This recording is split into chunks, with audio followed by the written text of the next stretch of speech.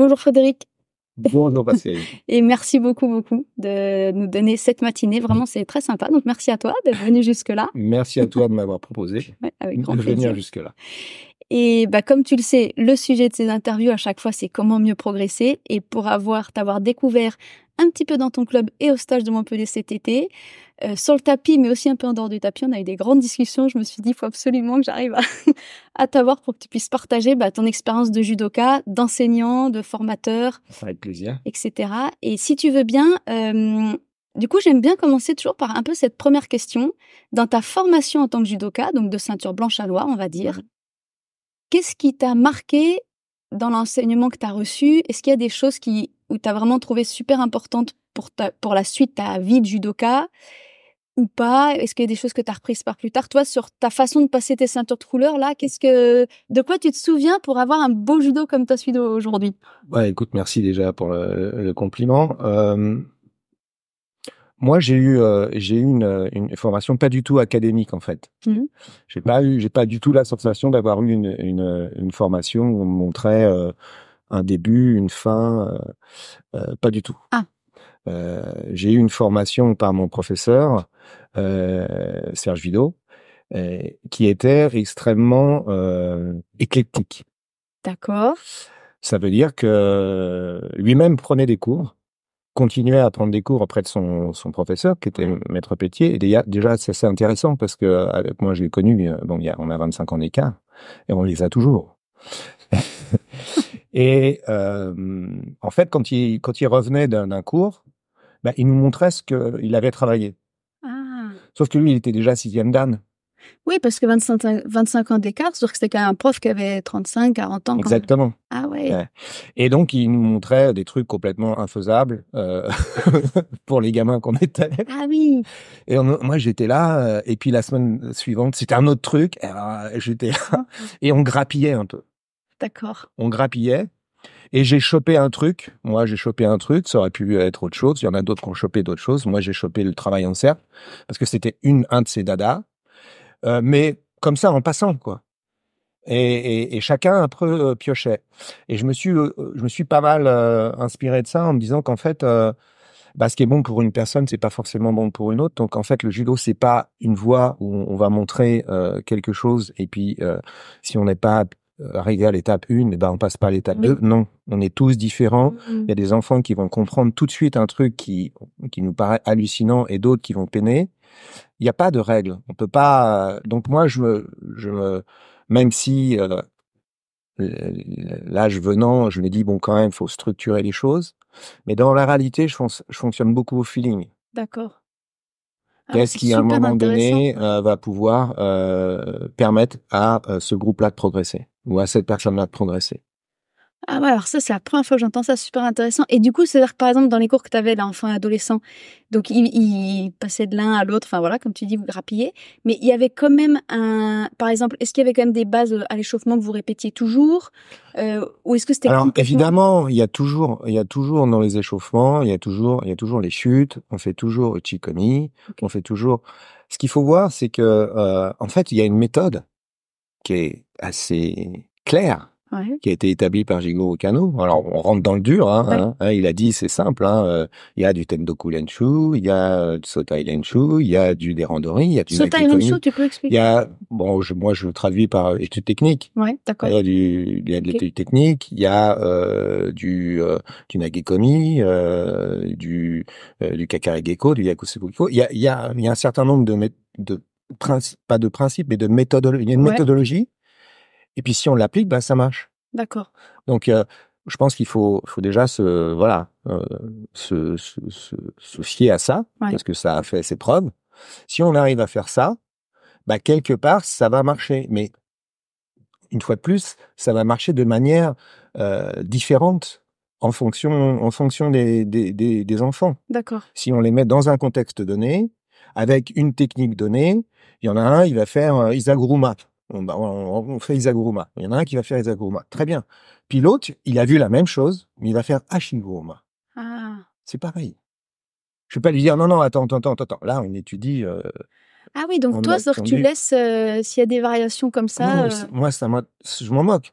Ce qui m'intéresse, c'est est-ce que les principes qui permettent de déséquilibrer ont été mis en œuvre.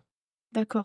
À partir de ce moment-là, mon rôle n'est pas de corriger une technique académique, Ouais. mais de me dire, bah, cet enfant, en fonction de son gabarit, il sent ça. Ok, il sent très très bien Isaguruma.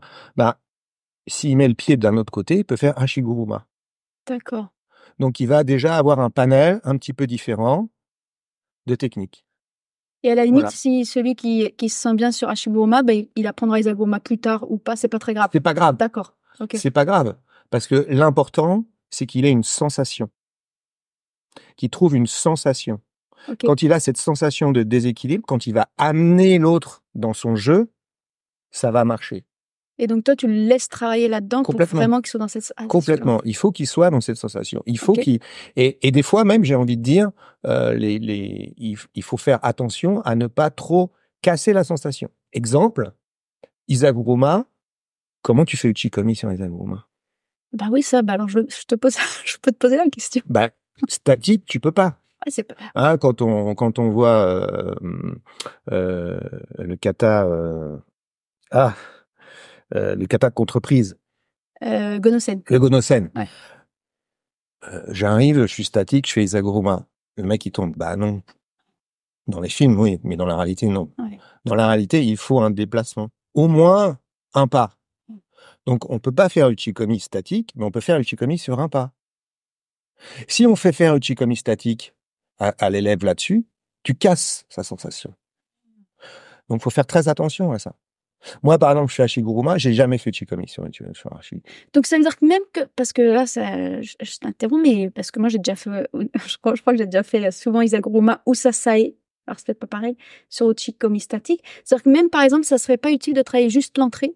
Alors, Sasae, c'est plus possible. Ah oui, d'accord, je comprends. Sasae est Ouais, plus c'est vrai, c'est possible pas parce qu'on pareil. va fixer sur un point, Ouais, on va bloquer et il va y avoir une rotation. ouais, d'accord.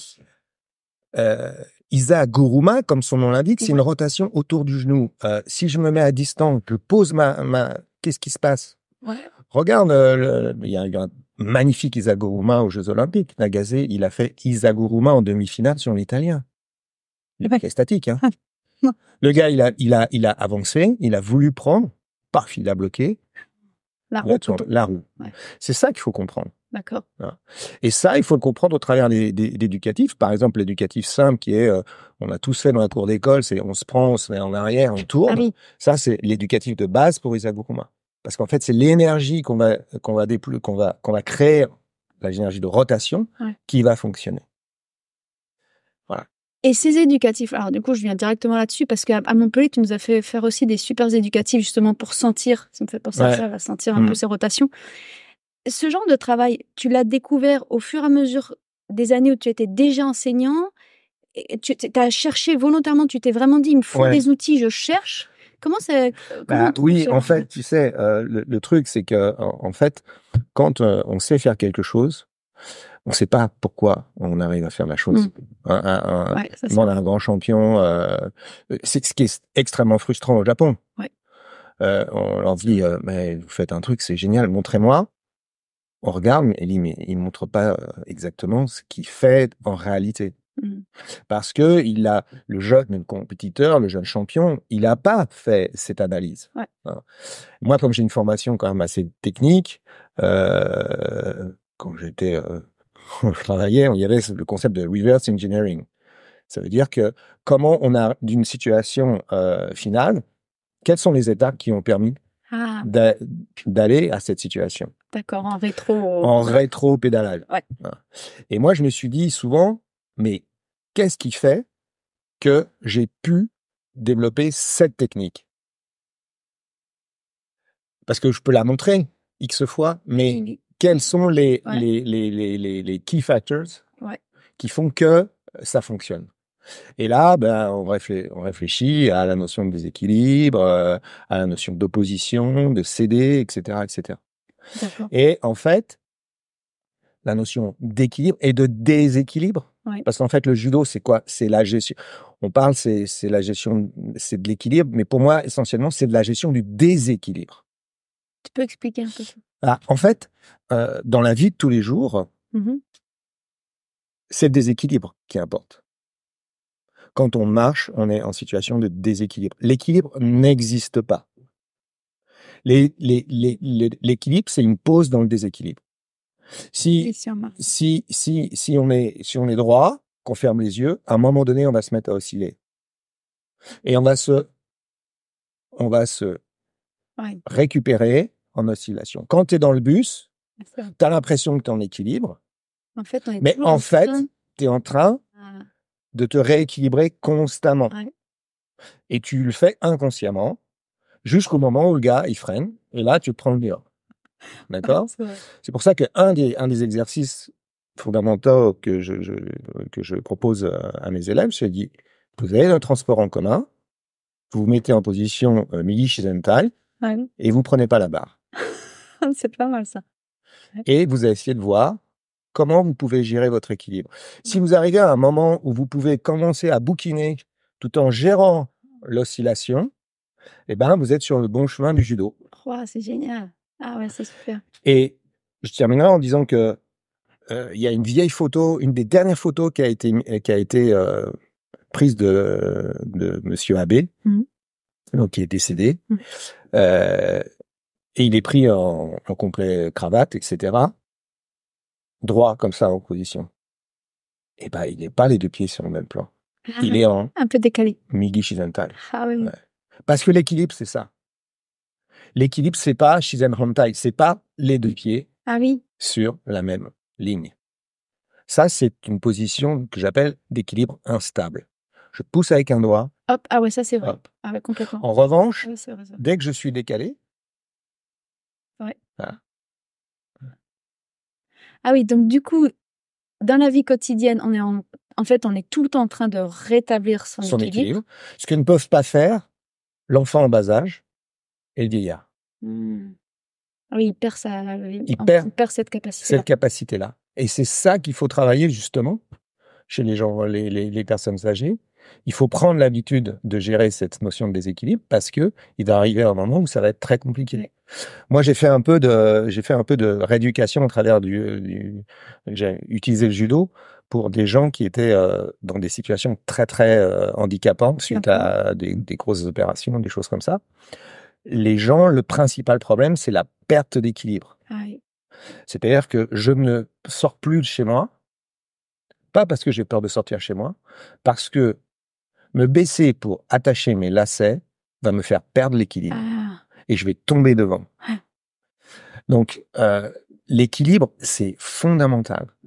Complètement. Et je dirais que pour l'enfant, c'est un autre aspect, c'est l'aspect de confiance. Un enfant bien équilibré, c'est un enfant qui sait gérer son déséquilibre, en fait. C'est un enfant qui n'a pas peur du déséquilibre. Et du coup, il peut faire beaucoup plus de choses. Parce qu'il a quoi ? Il a acquis la confiance en lui-même. Et la confiance en soi-même, c'est la confiance en son corps pour un enfant. Ouais. La première des choses, c'est la confiance. Est-ce que mon corps est capable de bien réagir ? Ouais, complètement. Je vais courir, mais si je tombe, je vais sauter, mais si ça se passe pas bien, etc., etc. Je fais du vélo, mais si je tombe, si ceci, cela. Donc la première des confiances, c'est la confiance corporelle, et c'est ce que le judo offre, mais de manière exceptionnelle. C'est clair. Parce que on est sollicité dans tous les sens, pas uniquement sa propre capacité à gérer le déséquilibre, mais à gérer le déséquilibre provoqué par quelqu'un d'autre. Donc non anticipé. Ouais. Là, je fais une roulade, je fais un équilibre sur les mains, etc. Bon, je suis dans l'environnement où je vais essayer de contrôler, mais si jamais la poutre elle part, qu'est-ce qui se passe ? Ah, d'accord. Et là, nous, on est dans cette situation, particulièrement dans le randonnée. Donc ça, c'est super intéressant parce que ça veut dire qu'en fait, c'est comme si on voit plus le judo comme je dois être stable tout le temps, mais plutôt comme je suis capable de récupérer ma stabilité à chaque microseconde. Exactement. Ah ouais. Le judo, c'est Junori, c'est la faculté d'adaptation. Comment je m'adapte dans un univers changeant. C'est ça le truc. Ouais. Hein, c'est ça le truc. Bon, après, on peut en discuter. C'est vraiment un sujet central.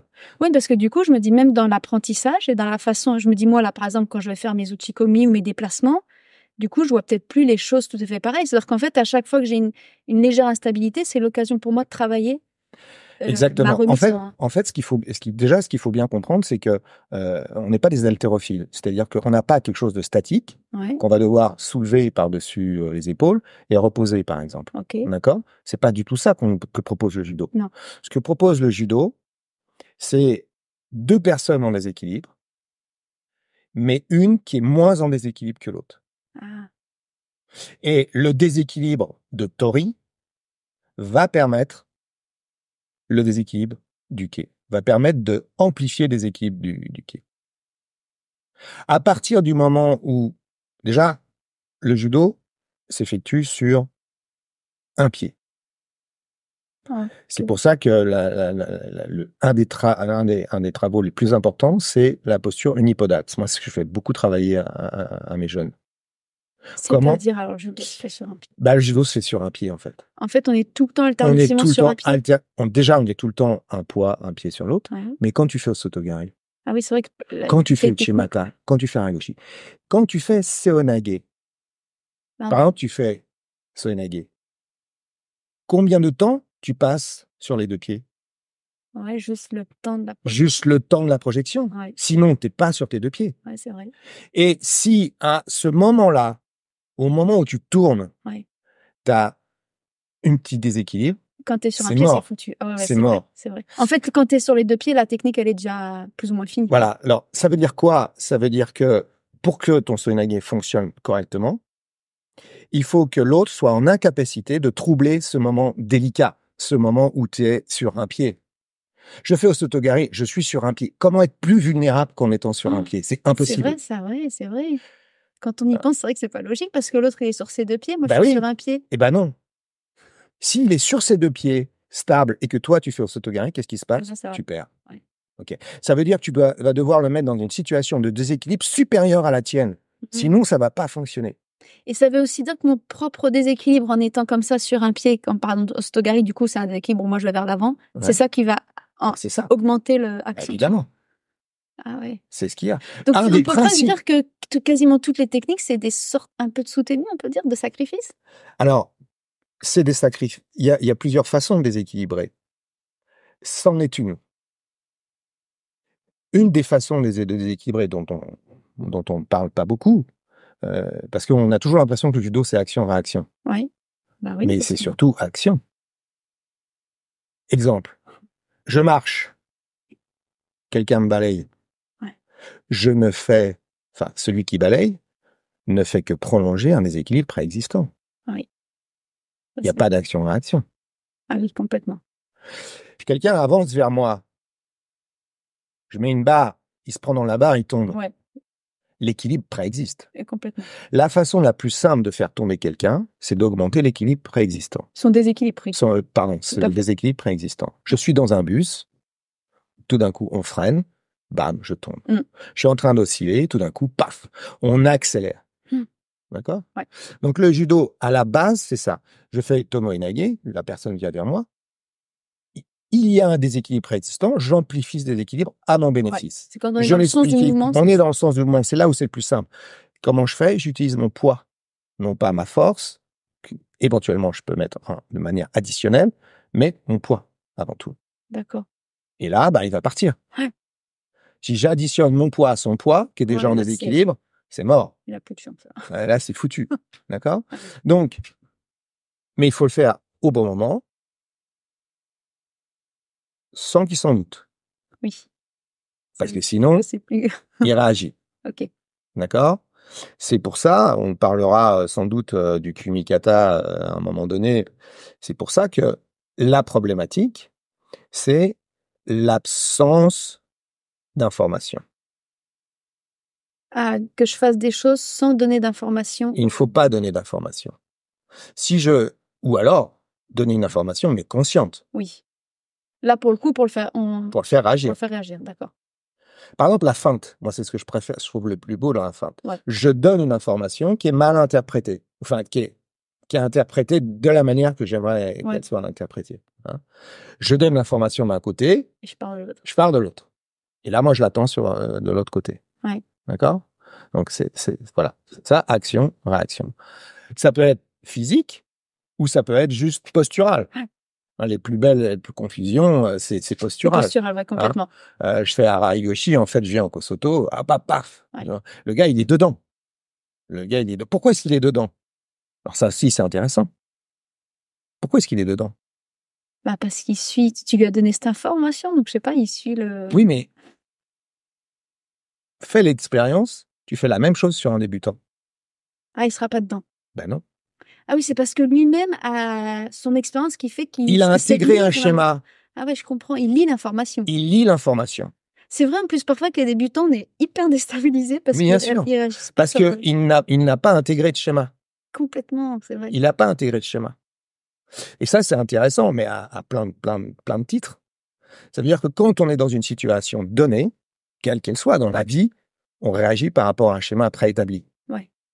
La personne a fait ça, c'est donc qu'elle veut faire ça, ce qui n'est pas forcément le cas. Tout à fait. Et si on fait ça, c'est aussi un piège. Ça peut être aussi un piège dans lequel on va tomber parce que ça correspond bien à la façon dont on voit les choses. Ah ouais, c'est complètement. Voilà. Donc là, on dépasse un petit peu l'aspect du judo, mais ça reste du judo. Ouais. C'est pour ça que la meilleure façon de ne pas tomber, c'est de ne pas réagir. Ouais, ce qui est très tellement difficile. C'est vrai, c'est vraiment le plus difficile. Et moi, les premiers cours, Ouais. c'est ça. Le premier cours, c'est l'attitude du Uke pour les adultes. Ah ça c'est une de mes grosses questions. Est-ce que tu peux détailler ça? Parce que je trouve qu'on nous apprend jamais. On dit toujours le rôle de hockey, c'est super important, soyez bon hockey, mais on ne nous l'apprend pas concrètement. Déjà, je prends l'exemple des adultes. Oui. Quand un adulte vient, qui ne connaît pas la technique, tu vois, c'est comme si tu lui dis, il est avec une ceinture noire, c'est comme si tu prends un joueur de tennis et tu touches pas la balle. Oui. Hein. Sauf que le problème pour nous, c'est que tu risques d'être projeté. Ouais. Donc la première des choses, si tu ne dis rien, le gars il va passer en mode survie, et il va essayer d'imaginer la façon dont il peut s'arranger pour éviter ça. Ouais. Alors, il y a tous les mécanismes de peur, parce qu'il risque de me faire mal, etc. Mais il y a aussi juste que le but du jeu, c'est pour lui, c'est de me faire tomber, et moi, je veux pas tomber. Ouais. D'accord? Ouais. Sauf que, naturellement, forcément, tu vas arriver à une position la plus proche du 4 pattes, en fait, hein, parce que c'est là où tu as le maximum de stabilité. Hein, c'est si tu te mets à 4 pattes. Mmh. OK? Mmh. Mais je pose aussi souvent cette question-là. Pourquoi à ce moment-là, est-ce qu'on se met pas tous à 4 pattes? Oui, c'est vrai. Faut savoir, par exemple, le Kosen Judo, il a été inventé grâce à ça. Matsumoto Oda, qui s'est dit, les gens de Kodokan, ils sont trop forts. Plutôt que de travailler debout, on va travailler au sol. Donc, il s'amuse, je me mets au sol. Tu peux me faire tomber, je suis déjà au sol. Ah, je savais pas du tout que c'était né comme ça. C'est intéressant, ça. Bah oui, c'est vrai. Comme ça, ouais. Comme ça, on évacue toutes les techniques debout, on travaille qu'au sol. Facile. Voilà. Puis après, ça a évolué, puis ça a donné le jiu-jitsu brésilien qu'on connaît aujourd'hui. Bon. Donc, en quoi tout se recommence. Il n'y a pas de...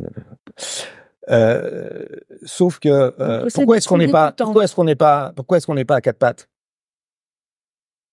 Bah, je sais pas, parce que peut-être que debout, on a beaucoup de possibilités, je sais pas. Eh ben, on a surtout la possibilité d'attaquer. Oui. Ah oui, c'est vrai. Tout simplement c'est faire peut-être... à la place. Ouais. Ouais.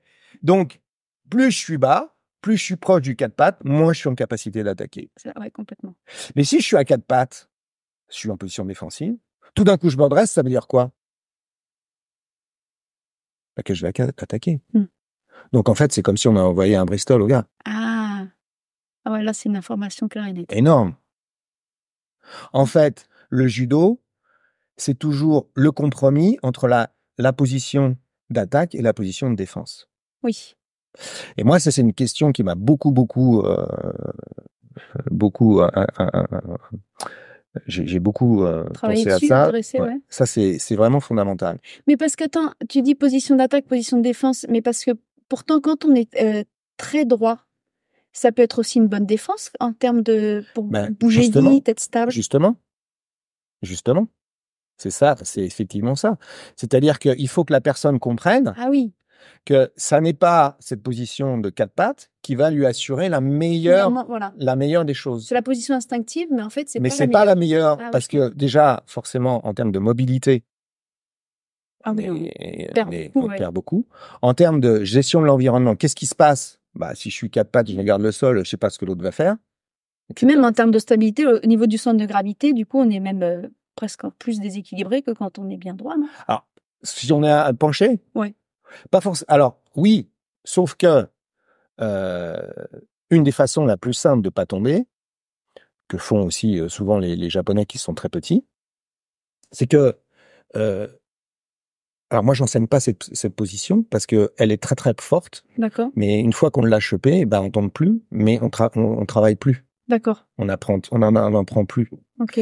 C'est tout simple. Hein. Si je me mets contre le mur, les pieds écartés du mur et que je pousse le mur, Ah, si je suis petit, si je fais ça sur quelqu'un, ouais. je vais le pousser au niveau de l'abdomen, on va C'est dire. ça. Qu'est-ce qu'il fait? Celui qui est poussé? Ouais. Qu'est-ce qu'il peut faire pour me faire chuter? Il peut pas aller vers l'arrière. Ça, ouais. Il peut pas aller vers l'arrière parce que l'arrière, j'ai tout le poids. Il peut aller que vers l'avant. Donc déjà, tout le panel de l'arrière est fini. Ouais. Vers l'avant, il peut pas rentrer les techniques de grande amplitude, c'est compliqué. Mm. Les techniques, Seoinage, etc. Passer en dessous d'un petit qui est en plus, c'est très planché, c'est hyper compliqué. Donc en fait, être en position de déséquilibre en poussant le partenaire, c'est quasi invulnérable. Si on est petit, ouais, si on est petit. Parce qu'en fait, la seule vulnérabilité, ce serait effectivement de tourner dessous, parce que l'autre pousse, mais sauf qu'il est vraiment petit, il est vraiment bas. Si on peut faire tomber, mais c'est en se décalant. Ah oui. Isaguruma, Ouais, complètement. chez Guruma, c'est les seules possibilités. Mais comme c'est les seules possibilités, tu m'étonnes que le gars, il est au courant, quoi. Il est au courant, quoi. D'accord. L'inconvénient de cette position-là, c'est que derrière, bah, en fait, quand on est soi-même très arc-bouté, bah, on peut pas attaquer. On peut pas. Ok, donc t'enseignes pas ça. Donc, si on alors, c'est pas que j'enseigne pas ça. C'est je l'enseigne pas comme une position fondamentale. Les positions fondamentales que j'enseigne à une ceinture blanche, déjà, c'est comment on fait pour se concentrer sur sa stabilité. Donc ça, c'est ce fameux premier cours. Le premier cours, c'est comment on fait pour se concentrer sur la stabilité. Génial. Comment on fait pour retrouver sa stabilité. Il n'y a pas 50 000 façons de se déplacer. Soit je suis en Ayumihashi, soit je suis en Tsugihashi, soit je suis en latéral, soit je suis en rotation. Ouais. Donc on travaille ces 4 façons de se déplacer. Et à chaque fois, on essaie de retrouver la position d'équilibre. C'est génial parce que c'est-à-dire que sur les premiers cours, je suis ceinture blanche. Au lieu de m'évertuer à essayer de passer mon tout premier Ostogari, que j'arrive jamais, je suis frustrée, je me concentre juste sur retrouver tout le temps ma stabilité. Pourquoi? Parce que une fois que j'ai ça, je dis aux gens, si vous faites ça, si vous vous concentrez sur la stabilité, dans 3 mois, personne ne vous fait tomber, même une ceinture noire. C'est impossible. Et c'est le cas. Hein. Alors évidemment, après, je leur dis, dans la réalité, vous allez tomber. Pourquoi? Parce que l'autre, il va utiliser plus de force, parce que il a plus de technique, il va essayer de vous. Mais l'essentiel. Au niveau de la vitesse, ils pourront pas utiliser. Ils sont au niveau de la vitesse, ça sera très difficile. Il va se rétablir. À partir du moment où il se concentre là-dessus. Mais à un moment donné, je leur dis, oui, mais à un moment donné, vous allez vouloir vous faire des choses. Et là, vous allez perdre ça. Cette stabilité. Et là, ils vont en profiter, vous allez tomber. Ouais. Mais si vous vous concentrez là-dessus, vous tomberez pas. Et l'intérêt de ça, c'est la confiance. C'est ce que j'allais dire. C'est génial parce que si je sais que je peux être stable, oui. Bah, je peux prendre des risques. Ah, bien sûr. Le gamin qui tient pas, on voit ça tout le temps. Qu'est-ce que fait le gamin qui marche et qui tombe? Il revient dans les jupons de sa mère ou de son père, il se restabilise et il repart. Tant qu'il n'a pas cette notion d'équilibre, il n'a pas la confiance dans son équilibre, il va pas aller plus loin. Il va pas essayer d'escalader. Il faut qu'il ait déjà un minimum de confiance. S'il tombe tout le temps, ça va pas le faire. Le judo, c'est pareil. Je vais pas commencer à faire des trucs dangereux pour moi si j'ai pas confiance dans le fait que quasiment à tout moment, je peux reprendre mon équilibre. Et ça, c'est fondamental. Parce que à l'inverse, si je ne tombe jamais, je peux jamais perdre si on va jusqu'au bout. Bien sûr. Et il y a une interview, par exemple, d'Ibinuma qui est passée sur l'esprit du judo, où il explique ça. Il dit, nous, on fait ce qu'ils appellent, je crois, Ukelenshu. Ah ouais, ça m'intéresse beaucoup. Tu peux expliquer? Ça veut dire quoi? Ça veut dire qu'en fait, on le fait il disait, moi, je le fais avec Ono, et c'est horrible, parce que Ono, on ne peut pas le faire tomber. On ne peut pas le faire. C'est pas qu'il se défend, c'est qu'il n'est jamais en situation de déséquilibre. Ouais. Il se rétablit tout le temps Tout le dans temps. la microseconde, quoi. Tout le temps. Donc- Dans l'espace, il se rétablit. Quand il est en l'air, moi j'ai des vidéos que je fais passer, des fois je fais passer ça à mes élèves pour qu'ils comprennent. Il est en l'air, il se rétablit. Il est jamais en déséquilibre. Jamais. Et ça se travaille par Ukerenshu? Oui, bien sûr. Moi, C'est-à-dire que c'est quoi? souvent... C'est des Alors, outils comiques pour Uke? Non. Ukerenshu, c'est je travaille En Randori? en Yakutsuko Keiko et moi je me focalise sur mon équilibre. D'accord. Et bien sûr, il y a des techniques. On peut couper, briser la force, couper la force, esquiver, décaler. Il y a un certain nombre de techniques qu'on va ajouter. Mais si, franchement, parce qu'on se rend pas compte que faire chuter quelqu'un qui fait 2 fois, même pas son poids, c'est très compliqué. C'est très compliqué. Ouais. Rien qu'un bloc de 80 kilos, comment on fait pour le faire tomber? C'est hyper compliqué.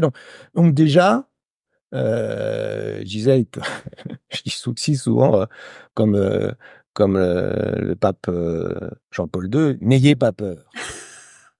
Ça va bien. N'ayez pas peur.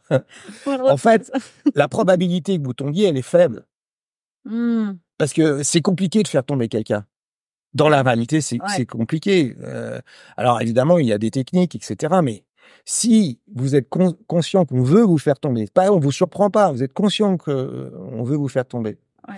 Vous connaissez un minimum de choses, c'est-à-dire faut se mettre pas sur les 2 pieds, mais un pied avancé.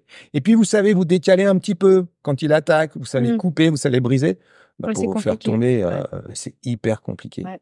À partir de ce moment-là, encore une fois, la confiance est arrivée. Et là, c'est la porte ouverte pour découvrir les techniques, se lancer, oser, risquer, etc. On risque rien. Alors évidemment, en plus, on risque rien parce qu'on a appris les chutes. Ça, c'est fondamental. On a appris les chutes et pas uniquement les chutes avant. Moi, je fais plein d'autres chutes. Tu l'as vu, c'est vrai. À Montpellier, on a fait tu l'as vu à Montpellier. Ouais, dans tous les sens. Pour être vraiment à l'aise. Pour être vraiment à l'aise, pour comprendre, pour gérer son corps dans l'espace.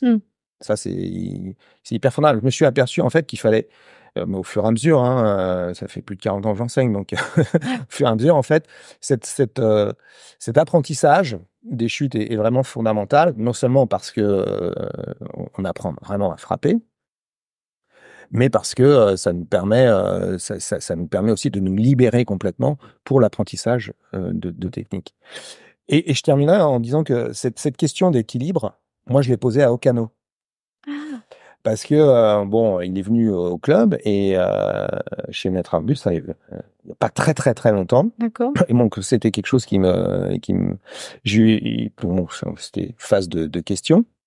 Et lui, il a fait avec des lourds, etc. Donc, oui, champion de Japon, ouais. Champion de Japon. Et je disais, moi, ma question, c'est, pour vous, la position optimale en attaque et en défense, c'est quoi? Il a dit quoi? Alors, il a réfléchi, il m'a dit,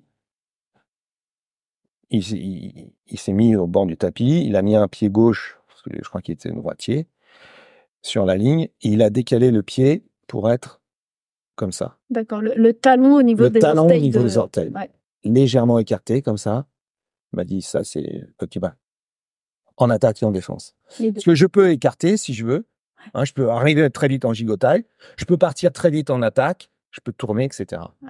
Mais cette position-là, ça va être la position dans laquelle je vais être le plus à l'aise, soit pour passer en attaque, soit pour passer en défense. Et moi, je pense que ça, c'est véritablement une vraiment des choses importantes qu'il faut arriver à comprendre. Là, on va finir sur ce sujet parce que j'ai plein d'autres questions, mais quand même, ça m'intéresse bien. Cette position-là, justement. Ouais. Comment on la travaille? Parce que tu vois, moi, je vois par exemple dans mes randoris, quand ça va vite, quand je me retrouve à vouloir me défendre en haut et que je recule, je la perds. Ouais. Est-ce que voilà, est-ce que c'est que en répétant les bases à l'échauffement? Est-ce qu'il faut Non, se concentrer que c'est là-dessus? là-dessus. Quand tu fais, moi je commence toujours la séquence de randonnées parce que j'appelle un attaque, l'autre esquive. OK. C'est une façon de dire en fait que on va gérer cette situation, on va essayer de se retrouver dans cette situation avec quelqu'un qui met une intensité pour D'accord. ça. On travaille spécifiquement Ça. ça. Ouais. Voilà. En live. Ce qui est intéressant, parce que souvent, dans un attaque, l'autre esquive, il y a plusieurs clubs qui le font, on pense souvent que c'est le moment de celui qui attaque qui travaille. Mais en fait, Ah non. celui qui esquive, il travaille énormément alors. Bah, pour moi, c'est plus celui qui esquive. Ah, c'est très intéressant. C'est celui-là qui travaille. Ah oui, oui, oui. Hein, l'autre n'est que une incitation à réagir. Ouais. Tu vois? Et aussi une incitation à ne pas réagir. Parce que en fait, la plupart du temps, la plupart du temps, 90% des mouvements ne fonctionnent pas. Oh mince, là c'est une révélation que tu nous fais qui est quand même. Mais moi aussi, Ouais. c'est très simple. On regarde un combat un randori. Combien d'attaques? Oui, ça c'est vrai. Ouais. Combien de projections? Allez, 0,5 AR projection par randori. Hein, on est en dessous de 1, malheureusement. Pourtant, il y a des tentatives. Alors, on va dire, oui, mais il s'est opposé, etc. Non, c'est là aussi où je veux que les gens expérimentent ça. La meilleure façon de ne pas tomber, c'est de ne rien faire. Ah, ça, Parce que les éléments, les conditions de la chute ne sont pas réunies. Ah oui, oui, oui. Il n'y a pas de déséquilibre. Donc, pourquoi est-ce que je vais réagir? Si je réagis, je sais pas ce qui va se passer. Je vais me mettre en danger. Je réagis pas. Ouais. Si je réagis pas et que j'attaque pas. Bah voilà, il se passe rien. D'ailleurs, c'est ce qui m'arrive parfois sur un beaucoup plus fort, qui soi-disant veut s'adapter et en fait il fait rien. Et moi c'est horrible. Je me dis mais essaye de m'attaquer un peu, sinon j'ai zéro opportunité. J'ai zéro opportunité. Tout à fait, ouais. Donc là, j'ai zéro opportunité. Donc la plupart du temps, et c'est encore une question de confiance, je dis déjà, ne vous compliquez pas. 90% des attaques ne servent à rien. Déjà. Ouais. Après, il reste 20%. Les 10%, vous allez pouvoir les gérer simplement en vous décalant un petit peu, en poussant un petit peu, en vous reculant un petit peu. Ça suffit. Parce il sera plus en position. Ouais. S'il n'a pas réussi au moment où vous faites quelque chose à faire une réaction ou à prolonger un déséquilibre, c'est foutu. Ouais. Il va rentrer, vous pouvez bouger un petit peu à droite, à gauche. Il reste 10%. Bah, vous tombez. Ok. Et comme on s'est bien chuté. Voilà. Et alors, du coup, est-ce que, parce que sur la question de apprendre à être bon hockey, donc, on s'est bien chuté. Est-ce que tu penses que quand on fait ces 3 mois, par exemple, on devient vraiment confiant dans sa reprise de stabilité. Est-ce que c'est ça qui aide à devenir un bon hooker en termes de, tu sais, pour Tori, de savoir, pour hooker du coup face à Tori, de savoir être gainé, d'avoir la bonne position, la bonne réaction. Est-ce que c'est comme ça qu'on peut apprendre déjà oui, parce que déjà on prend l'attitude, on prend une bonne attitude. Déjà l'attitude elle devient naturelle. En fait, l'attitude elle devient naturelle. Ok. Donc entre bloquer avec le ventre et puis être un peu raide pour que la personne puisse bien sentir le mouvement. Bah, okay. Mais par contre, si je suis complètement en crouche, complètement cassé, et puis qu'on me demande, ou tout mou, puis on me demande de tout d'un coup de faire le pied, ouais. C'est compliqué. Ok. Et puis je disais aussi, hooker, faut pas oublier ce que ça veut dire, hooker. Hooker, c'est qui reçoit, non? Voilà, exactement. Hein. C'est celui qui reçoit, c'est pas celui qui subit. Donc le judo, c'est donner et recevoir. Hein, et là aussi, on part sur une notion qui est quand même une notion comportementale. Tout à fait. Ouais. Hein, c'est donner et recevoir. C'est pas je subis, je suis actif. Passif, actif. Non, c'est pas ça. Ouais. Si je suis uniquement passif, je suis là, je me désintéresse du truc. Déjà, je perds 50% du temps. Ouais, ça c'est vrai. Donc, je suis pas dans l'optimisation, la meilleure utilisation de l'énergie. Hein. Ouais, complètement. Et en plus, ça n'a aucun intérêt. Ouais. Hein. Donc, hooker, il reçoit.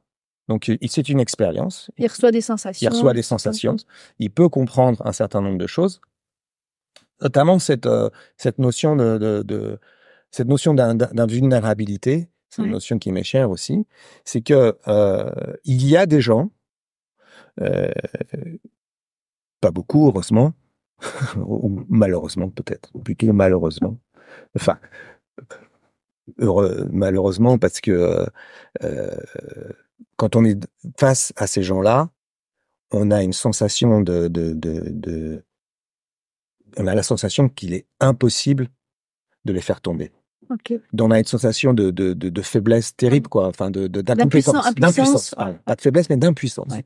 On a une sensation d'impuissance. Parce que on ressent que la personne est totalement, constamment équilibrée. Ah oui, ça, j'ai déjà vécu, c'est horrible. C'est horrible, hein. Horrible, tu peux rien faire. Tu peux rien faire. Et pourtant, ils sont pas forcément durs Non. ou lourds, hein. Mais ils sont comme ça. Ouais. Et quand on a fait du haut niveau, comme c'est mon cas, et qu'on se trouve face à des gens comme ça, on fait, hop, Comment je vais faire? comment je vais faire, quoi? C'est hyper démoralisant. Oui. C'est hyper démoralisant. Mais en même temps, c'est extraordinaire comme sensation, parce qu'une fois qu'on a senti ça, on se dit, bon, là, il y a du boulot, quoi. Ouais. Là, il y a du boulot, quoi. Ah, Là, on est, complètement. Et justement, là-dessus, ça me fait un peu penser à ça, mais juste avant, tu parlais de la position idéale pour en attaque ou défense, ou ce genre de personnage. Mais du coup, ça voudrait dire que quand je fais Uchikomi, on se met toujours les deux pieds sur la ligne en Uchikomi. Est-ce que du coup, théoriquement, j'aurais intérêt à être toujours les pieds un peu décalés, non? Ouais, alors. Pour travailler ça, ressentir ça? Alors, en tant que Tori? Ben, ouais, en tant que les deux. Bah, alors les deux, s'il y en a un qui est en pied avancé, position statique, c'est quasiment impossible de faire un Uchikomi. Ah. C'est impossible. Il va falloir, si je suis comme ça, il va falloir que je me tourne. Que je me décale. Que je me décale pour que les pieds soient comme ça. Ah oui, ben du coup, ça ferait travailler le décalage dès le départ. On peut. Ok. C'est possible. Si j'ai une personne qui est comme ça, je peux pas faire Seoinage, c'est impossible, tu vois. Ah oui, donc pour que ça marche, je vais me décaler pour qu'il soit comme ça. Et donc on lui demande d'être comme ça pour nous simplifier. À ce moment-là, tu vas te décaler. Pour être déjà dans la bonne position de quand je vais devoir entrer la technique. Exactement. D'accord. Uchikomi, c'est un mouvement avorté dans lequel on va travailler le fait de se mouler au partenaire. Alors en fait, on travaille juste une partie du mouvement. On va travailler une partie du déséquilibre, on va travailler le déséquilibre et l'entrée à l'intérieur. D'accord. Mais la situation, elle est pas qu'on va avoir dans la réalité, c'est pas forcément ça. Il va falloir recréer cette situation. Et ça, on le travaille pas. Bah moi, ça, c'est mon plus grand malheur, parce que c'est là où j'y arrive pas. Ça, on le travaille pas. Ouais. Ça ne peut être travaillé que en déplacement. C'est pour ça que on a intérêt à faire des Uchikomi où il y a un minimum de déplacement. Et à ce moment-là, on va pouvoir être plus proche de la situation réelle. Donc en fait, c'est-à-dire que plus on avance, finalement, une fois qu'on a déjà globalement ces bases techniques, on devrait faire des Uchikomi quasiment que en déplacement. Ou est-ce que ça vaut le coup quand même de rester en partie sur le... Alors, c'est compliqué. C'est une question à laquelle je n'ai pas de réponse. Okay. Et que j'ai évoqué récemment avec un ami qui est venu pour voir les Jeux Olympiques, un ami japonais, qui est prof de la moins de 48. Tsunoda. Ah oui. Ouais. Et il me disait, qu'est-ce que tu penses des Uchikomi, Fred? Est-ce que c'est utile ou pas? Il me disait, parce qu'on en parle, nous, parce que comment on fait Uchikomi sur Tomoe-nage? Bah, alors ça, c'est ma grande question. Je l'ai posé à Frédéric de Montfaucon. Il m'a dit, on fait pas. Exactement. Alors, il me disait, il me disait, oui, non, on fait pas. Et c'est vrai, elle, comment elle fait pour être spécialiste de... Il y a plein de... Et donc, en fait, les Uchikomi, ils sont valables dans certains cas et pas valables dans d'autres. Il y a des gens qui font jamais Uchikomi. Des gens très très forts qui font jamais Uchikomi. Mais c'est quoi alors? C'est par le randori, X répétition? Nagekomi en déplacement. Ouais. Souvent, on fait aussi Uchikomi, malheureusement. Les gens disent, ouais, non, on va faire Uchikomi parce qu'il n'y a pas de projection, c'est plus facile. Mais si on fait des vrais Uchikomi avec projection, si on fait du déplacement en projection, on passe au Nagekomi. Ouais. Hein.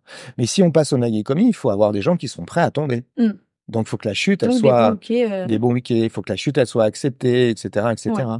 Mais l'expérience, parce que alors, le judo, ça fonctionne comment? Tentative. Ouais. On fait une expérience. Ce que ça donne, ouais. Mais une expérience totale. Le, le judoka, c'est un chercheur qui fait des expériences abouties, Ouais. Dont beaucoup ratent. dont beaucoup fonctionnent. Voilà. Ouais. Mais pourquoi est-ce qu'elles peuvent fonctionner? Pourquoi est-ce qu'on Parce qu'on peut peut faire? répéter, Oui, mais et oui, d'accord, parce qu'on peut on répéter. peut refaire. Mais je prends un exemple, je suis boxeur. Moi, mon truc, c'est l'hypercute. Ouais. J'aimerais bien le tester avec toi. Non, là. Ah non? Ah oui, je comprends, parce que du coup, c'est sans danger. Enfin, c'est dans un. C'est L'autre, il dans peut un chuter cadre. autant de fois, voilà. Exactement. Ouais. C'est une grande particularité, ça, du judo. Je peux faire une expérimentation aboutie qui me remet toujours dans les mêmes conditions de température et de pression. Ah oui. Ah oui, c'est très intéressant. On peut faire des expériences réelles, en fait, à chaque fois. C'est-à-dire qu'on n'a Réel. pas besoin de faire pour de faux quelque part. Exactement. J'ai pas besoin d'arrêter mon coup de poing en disant, bah voilà, là, Ouais. voilà, si Ou tu de faire l'avais contre pris, un sac, mais du coup, ou c'est pas tout quand à fait ça, c'est pareil. pas, etc., etc. Non. J'ai une expérience que je vais pouvoir faire totalement, du début à la fin, dans des conditions réelles. Après, si on supprime le tatami, Ouais, là, c'est pareil. ouais, c'est pour Ouais. ça que c'est efficace dans la vie de tous les jours. Éventuellement, si j'ai besoin d'avoir une réaction appropriée. Parce que l'osotogari que je vais faire sur le bitume, ça sera le même que celui sur Ouais. sauf que la conséquence sera malheureusement pas la même. Mm. Mais Ah, et je sais pas si on va parler de ça, mais pourquoi est-ce que le judo, c'est moi quand j'étais gamin, ma mère m'avait mis au judo parce que la pub c'était de amenez-nous nos enfants, nous en ferons des hommes. c'était ça. Ouais, c'était Parce ça que à l'école l'époque. de la vie. Ouais, voilà. Alors c'était ça. Parce qu'à l'époque, on disait pas mêlés, on en fera des femmes. Non, c'était c'est pas mêlés, on en fera des hommes parce que c'était essentiellement masculin.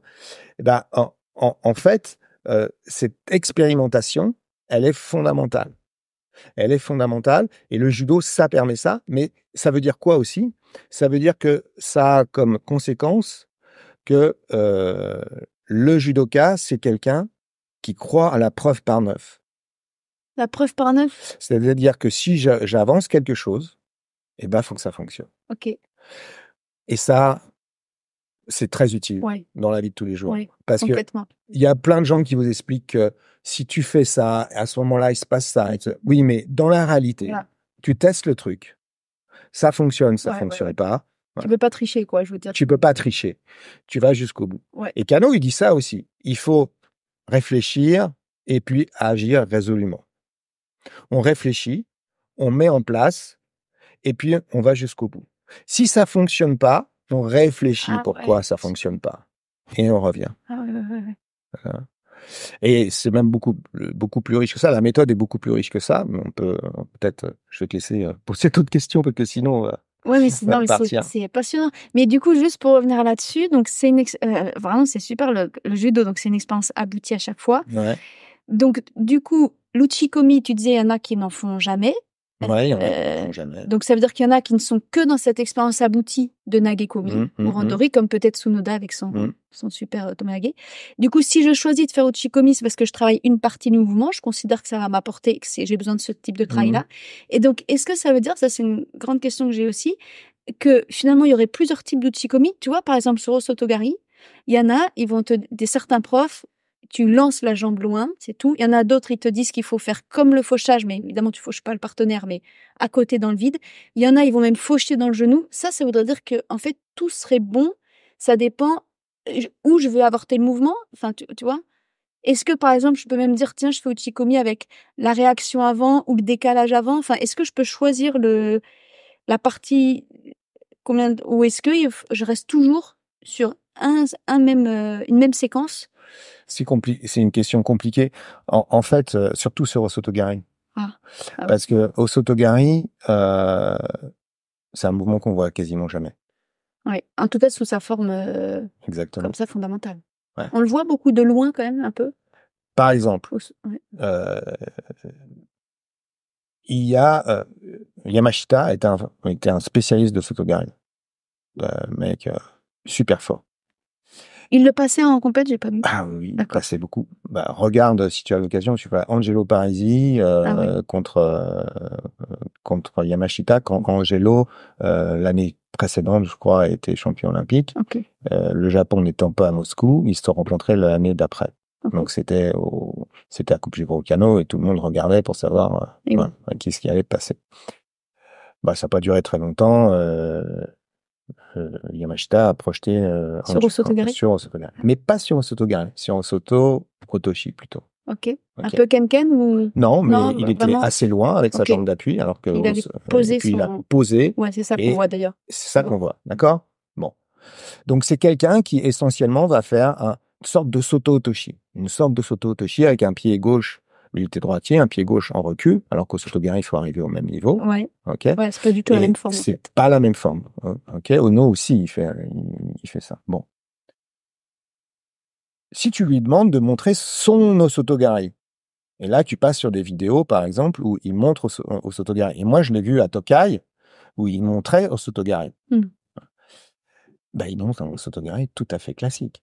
C'est-à-dire qu'il probablement C'est-à-dire il le travaille comme ça, en mettant son pied, en soulevant le partenaire quasiment, et même en étant en déséquilibre arrière. Ah bon? Lorsqu'il débute son Osotogari, il amène le partenaire vers l'avant.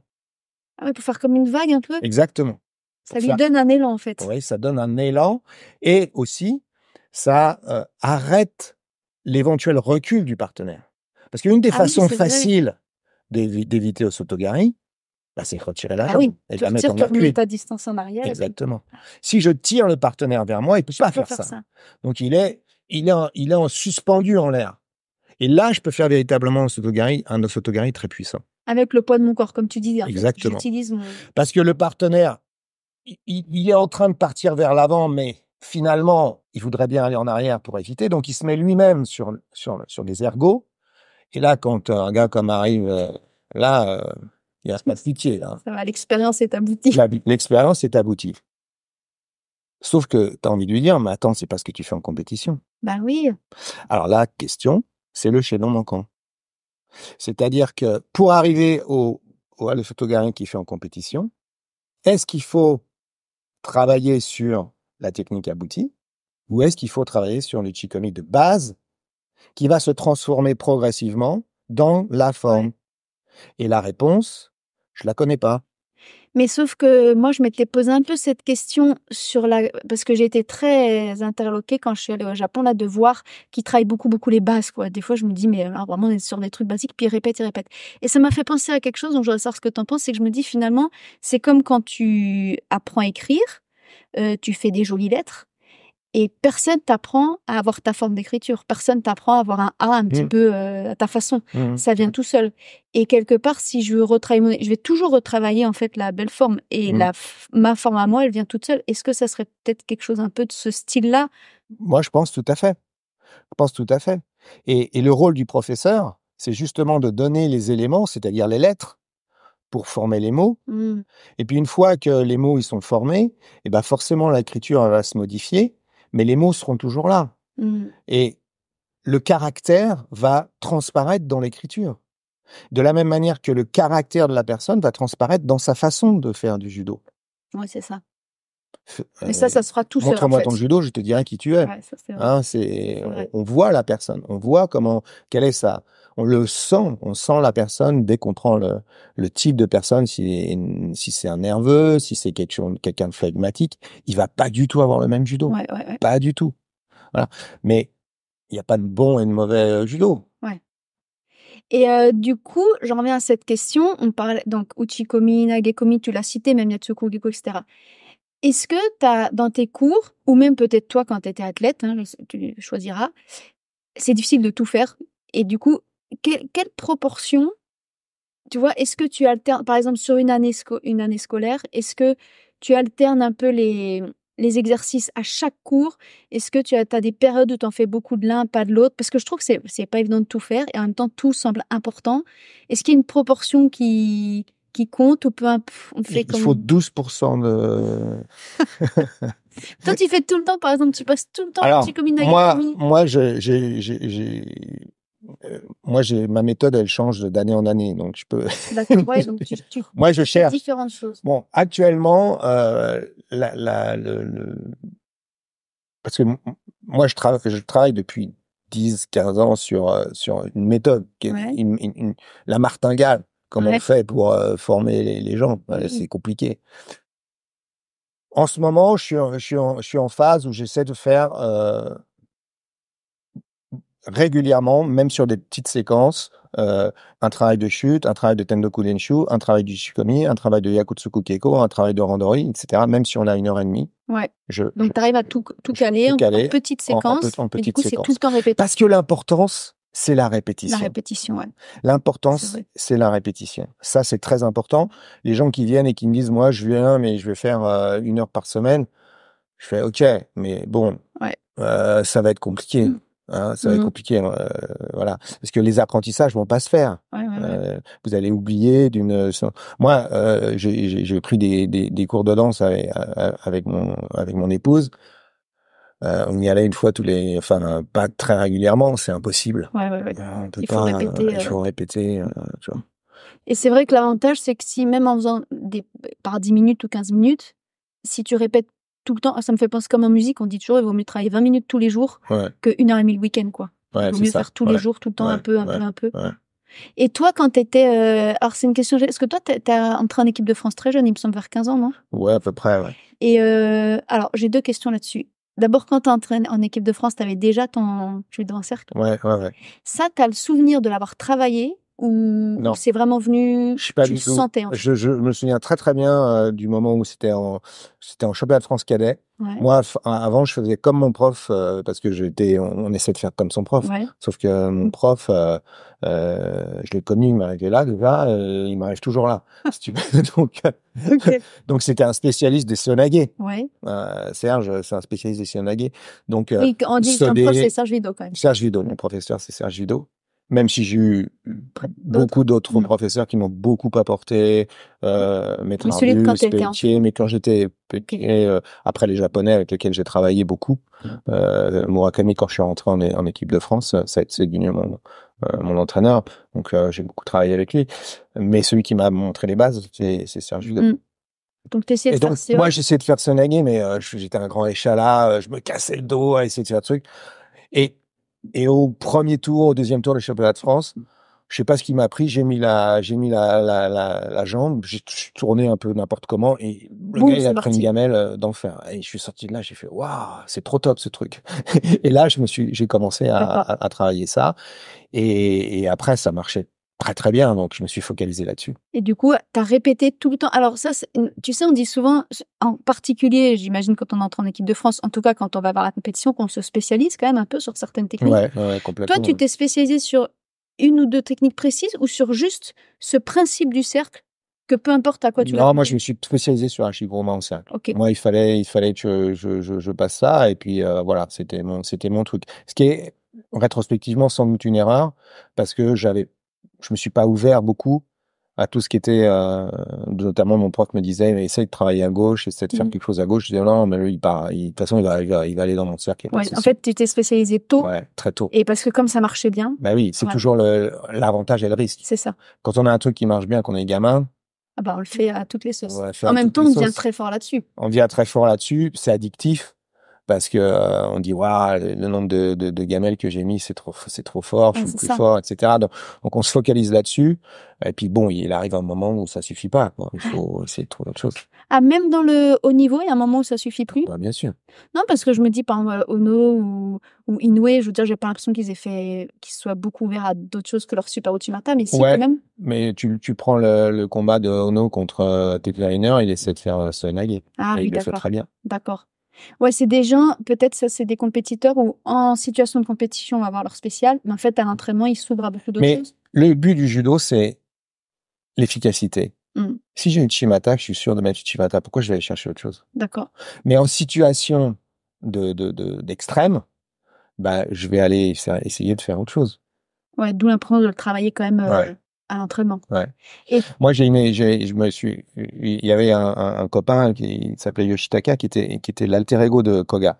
Ils étaient très très forts tous les deux. Ouais. Et on le connaît pas, Yoshitaka, mais c'était un compétiteur mais incroyable. Ouais.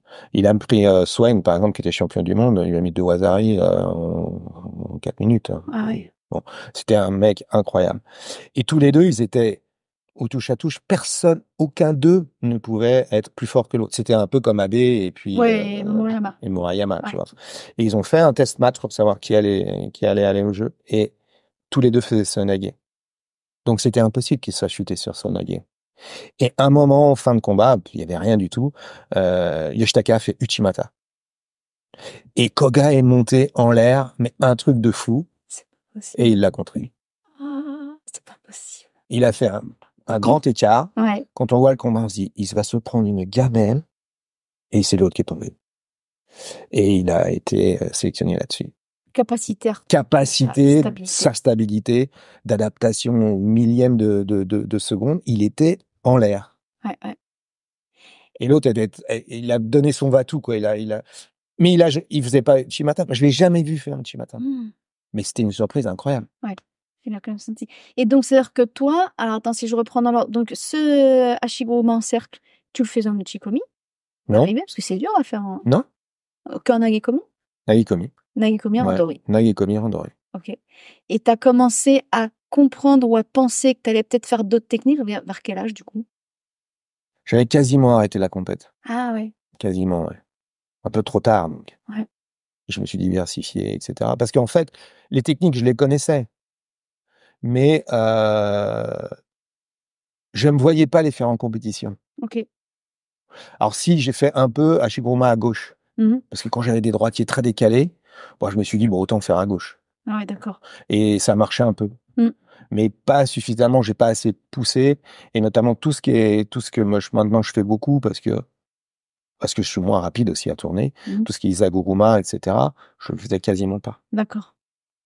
Et alors, une autre question, c'est que quand tu es passé de ton club avec Serge Vidot, qui est élève de Maître Pelletier, j'imagine que voilà, c'était vraiment ce judo aussi en déplacement, très technique, etc. Et que tu es arrivé à l'INSEP. Tu as dit en début d'interview qu'on parlerait peut-être du Kumikata. Est-ce que tu as vu une grosse différence d'entraînement? Là, je t'arrête tout de suite parce que moi, à mon époque, il n'y avait pas de problème de Kumikata. Les gens, ils prenaient le Kumikata. Ouais, mais je veux dire, moi, ce qui me surprend, c'est que prendre le Kumikata, d'accord, enfin, je veux dire, ne pas mettre les bras, ok, mais néanmoins, tu as bien besoin de savoir bien placer ton Kumikata pour bien placer ta technique. Et donc, le but de l'autre, ça va quand même, si lui, l'autre, il te fait un peu des seins, enfin, en tout cas, il se débrouille pour que tu n'aies pas exactement les mains que tu veux. C'est un avantage pour lui, ou est-ce que tu dis, bah non, laissons-le avoir les mains exactement où il veut, parce que de toute façon, moi, ma capacité, c'est de me remettre en sémité, comme tu disais. Non, forcément, quand tu vas travailler, moi j'avais un Kumikata prépondérant, on va dire, que j'ai passé. Si le partenaire sait que je veux faire ça et que ça, il se focalise sur le fait que je puisse pas mettre ma main, par exemple, ben je ferai pas le mouvement. Mais lui, il va se focaliser là-dessus, il fera pas de mouvement non plus. Ouais, ça c'est vrai. Hein? Donc en fait, la problématique, si tu veux, c'est que si je me focalise sur le Kumikata, bah, je vais essentiellement me focaliser, souvent malheureusement, sur la façon de ne pas tomber, de façon d'empêcher l'autre de travailler. D'accord. Quelqu'un comme Neil Adams, il le dit clairement. Hein. Ah oui, il dit quoi? Il dit, il a fait un bouquin d'ailleurs sur le Kumikata, c'est un des premiers qui a, il y a eu une série sur Fighting Films qui faisait, alors il faisait, ça c'est des vidéos, il y a eu des bouquins aussi. Ah d'accord. Il y avait un bouquin par thématique. Okay. Et il y a une thématique Kumikata. Et je sais plus si c'est là-dedans. Moi, j'avais aussi discuté avec lui. Je sais plus quand. Et il disait, mais moi, quand je suis arrivé au Japon, je tombais. Et c'était tellement rapide, tellement compliqué pour moi de gérer que je me suis dit, bah, attends, si je peux l'empêcher de prendre son Kumikata, il me faut plus tomber. Ouais. Et donc, effectivement, et moi, pour avoir à l'époque pas mal fait de randori, lui s'en souvient pas, mais moi je m'en souviens bien quand tu étais à l'INSEP. On pouvait pas, c'était très difficile de prendre le Kumikata. C'est un des premiers qui, bien que ce soit un très grand judoka aussi en technique, hein, c'était très très difficile de prendre le Kumikata. S'il voulait pas que tu fasses, alors c'était très frustrant parce qu'on faisait pas de judo. Ah oui. Et à l'époque, on n'avait pas cette notion-là. Moi, mon prof, il m'a toujours dit, le but, c'est pas d'empêcher l'autre de saisir. Le but, c'est de le faire tomber. Ouais, et puis de savoir si l'autre, il veut te rentrer la technique, de savoir retrouver ton équilibre. Voilà, de savoir contrer, de savoir gérer, etc. Mais c'est pas de l'empêcher de saisir. Ouais. Si tu empêches de saisir, on revenait sur l'expérimentation. Il n'y a pas d'expérimentation. Hmm. Il n'y a pas d'expérience. Ah oui, je comprends. Le truc, tu coupes, tu bloques. Hmm. Tu bloques le cycle Ouais. d'apprentissage. Ah oui, complètement. Le cycle d'apprentissage, il est terminé. Ah oui, parce que du coup, si j'empêche l'autre de saisir, bah, comme tu as dit, déjà, je suis concentrée là-dessus. Donc moi, Oui. je perds énormément de temps sur ma... Bien sûr. Et en plus, du coup, je n'apprends plus à être un hockey qui se Alors rétablit déjà lorsque moi, l'autre le rentre. fait d'empêcher l'autre, c'est pas forcément moi qui ai la meilleure situation. Hein. Mhm. Si je l'ai empêché de prendre, bah, ok, mais est-ce que c'est ma bonne situation pour moi? Mhm. C'est pas évident. Et puis effectivement, je coupe l'expérimentation, donc je me mets dans une position de sécurité entre guillemets. Ouais. Mais la sécurité engendre la peur. Pourquoi? Parce que j'ai pas l'expérience Ah oui, je comprends. j'ai pas l'expérience de ce qui risque d'arriver. Je sais que c'est dangereux. Oula, faut surtout pas que je fasse ça. Bah, je suis dans la peur. Je suis dans la peur de l'expérience. Ouais. Comment je peux progresser en étant dans la peur de l'expérience? C'est pas possible. Ah ouais, alors que si je suis tout le temps dedans, bah peut-être je vais beaucoup tomber.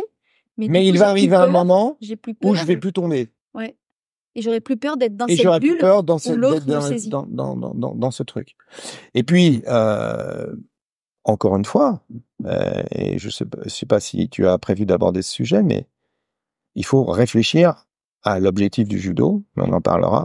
Bah vas-y, hein, ça m'intéresse ça. Parce qu'on est en plein dedans là du coup. Bah oui, c'est quoi l'objectif? Bah oui. Oui, c'est vrai que si on va à l'extrême, si l'objectif c'est de passer 4 minutes à ne pas se saisir, Bah, il se passe rien. puis même c'est pas très plaisant d'ailleurs. Enfin, C'est pas du tout plaisant. Et l'objectif du judo, c'est quand même de faire chuter le partenaire, c'est quand même le ouais. principe. Mais au travers de ça, en fait, c'est un moyen. C'est un moyen. La réalité, la finalité, c'est celle qu'a énoncé Kano lorsqu'il a dit que c'était une formation physique, intellectuelle et morale. Ouais. On en est. Quel est le rapport entre le fait de prendre quelqu'un chuter, et de le faire chuter et être et éduqué. une éducation intellectuelle, physique et morale dont on nous rebat les oreilles? Oui, Tu vois un rapport, toi? Moi, dit comme ça, j'en vois pas. Mais... dit comme ça, non, c'est vrai. Je voyais un peu un rapport dans le fait que comme c'est difficile à faire, ça nous oblige à répéter, à travailler, donc ça nous éduque. Mais c'est vrai, pourquoi ce moyen-là? Pourquoi aller faire tomber quelqu'un? Pourquoi aller faire tomber quelqu'un? Ouais. Bah, t'as déjà un petit peu de la réponse. Donc, t'as l'éducation, un peu de la volonté dont tu parles là. Hein. Ouais, Mais on a parlé l'expérimentation.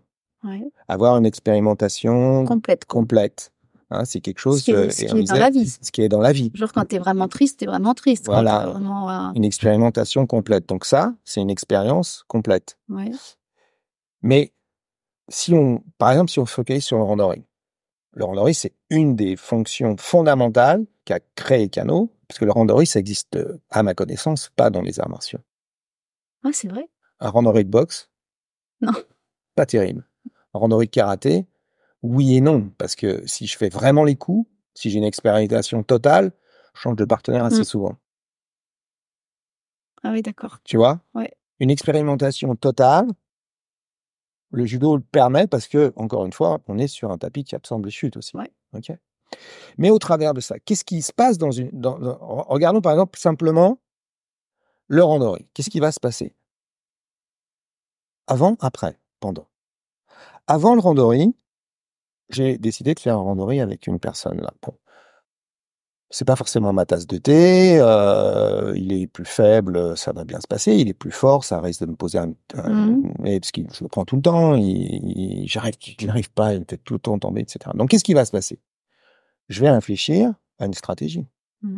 Avant l'épreuve, je réfléchis à une stratégie. Je sais qu'il fait Ippon Tsunage, Shimata, etc. Donc je réfléchis à un minimum. Je me prépare. Ouais. Psychologiquement, intellectuellement, je prépare avec ce gars-là qui me fait tout le temps tomber. Ouais. Et j'aimerais bien que cette fois, ça soit pas encore le cas. Ouais. D'accord? Donc, il y a ce travail-là. Hein. Là, on est dans un travail mental. J'arrive, je salue. qu'est-ce que je fais quand j'ai salué? Qu'est-ce que j'ai dit comme information? Bah, que je suis prêt à expérimenter. Je suis prêt à expérimenter dans un contexte donné, avec des règles données. Ouais, ça c'est vrai. On est bien d'accord que je ne ferai pas le coup de boule. Non, ouais, sans ces règles-là, c'est pas possible. Sans ces règles-là, c'est pas Maté, possible. on arrête. Au maté, on arrête. Autrement. Et puis, on est bien d'accord que même si tu es plus fort, tu me rends mon corps dans l'état où je te l'ai prêté. Oui. D'accord? Ouais, ça c'est le randori. Donc, ça, c'est le randori. Donc, on est d'accord, tous les deux. Moi, je suis d'accord. Bon, je vais le faire, mais je sais que tu es plus fort. Donc, hein, d'accord? Moi, je veux bien revenir. Hein, et ce que j'essaie de dire aux enfants, souvent, il y en a qui sont très forts, et ils prennent les autres, oh, pam, pam. Je dis, tu vas plus avoir de copains. Bah oui. Si tu les... Alors, il y en a des fois, il y en a un, il m'a dit l'autre jour, il était super mignon, il me dit, mais j'ai utilisé que la moitié de ma force. Oui, mais même là, c'est trop. J'utilise 10%. J'utilise 10%, tu vois. Ouais. Donc, déjà, hein, on est d'accord sur un contexte donné. Bon. Et puis, on s'est mis en place une stratégie dans la tête. Et puis, le combat commence. Et là, la stratégie, elle vole en éclats. Ouais, ça va vite. Parce que c'est pas du tout, il se passe pas du tout ce que j'avais prévu. Ouais. Donc là, le mental, il part, et c'est le corps qui répond. Là, je suis pure réaction, pure adaptation à l'environnement, à ce qui va se passer, à la tempête qui me tombe dessus. Et là, je vais devoir gérer le partenaire. Je vais devoir attaquer, je vais devoir esquiver, je vais devoir feinter, je vais devoir contrer. Je vais devoir, si on se remet la ceinture, réfléchir vite fait à un petit truc que je vais pouvoir faire, etc., etc. Et puis, je vais prendre aussi du plaisir. Et puis, je vais jouer. Et puis, à la fin, il y aura un gagnant, un perdant. Encore qu'en randori, il n'y a pas de... Mais bon. On va pas se mentir. Il y aura un qui oui, va chuter. Il y aura un moment où j'aurai... Waouh, super, j'ai fait un truc. Et l'autre moment, on fait... Ah merde, je suis pas... Ouais, complètement. On arrête. On sort de ce randori. Et là, le mental reprend le dessus. Qu'est-ce qui s'est passé? Analyse de ce qui s'est passé. Mais ça, si on y arrive à analyser, parce que je trouve que c'est difficile. Si on y arrive, mais on a du mal, forcément. Ouais, parce que ça allait vite. Et là, le professeur, il est là aussi pour ça. D'accord. Tu vois, t'as vu, à un moment, pourquoi t'es tombé? Qu'est-ce qui s'est passé? Etc., etc. Hein? Un peu de feedback. Ouais. Tu vois, un peu de feedback sur le truc. Et c'est une expérience extraordinaire. T'imagines l'expérience émotionnelle, d'intelligence émotionnelle que tu as eue? C'est un truc de fou, quoi. Il y a peu d'activités qui permettent ça. La réflexion au début, la synthèse à la fin, l'acceptation de l'autre, l'acceptation du contexte, etc., etc. Ouais, la prise de risque. La prise de risque ou pas, au bon moment ou pas. Ouais, ce dialogue avec l'autre. Ce dialogue, etc. Maintenant, je fais la même expérience, je salue, mais Dieu ne me touche pas. Tu mets la main dedans, je t'en tire la main.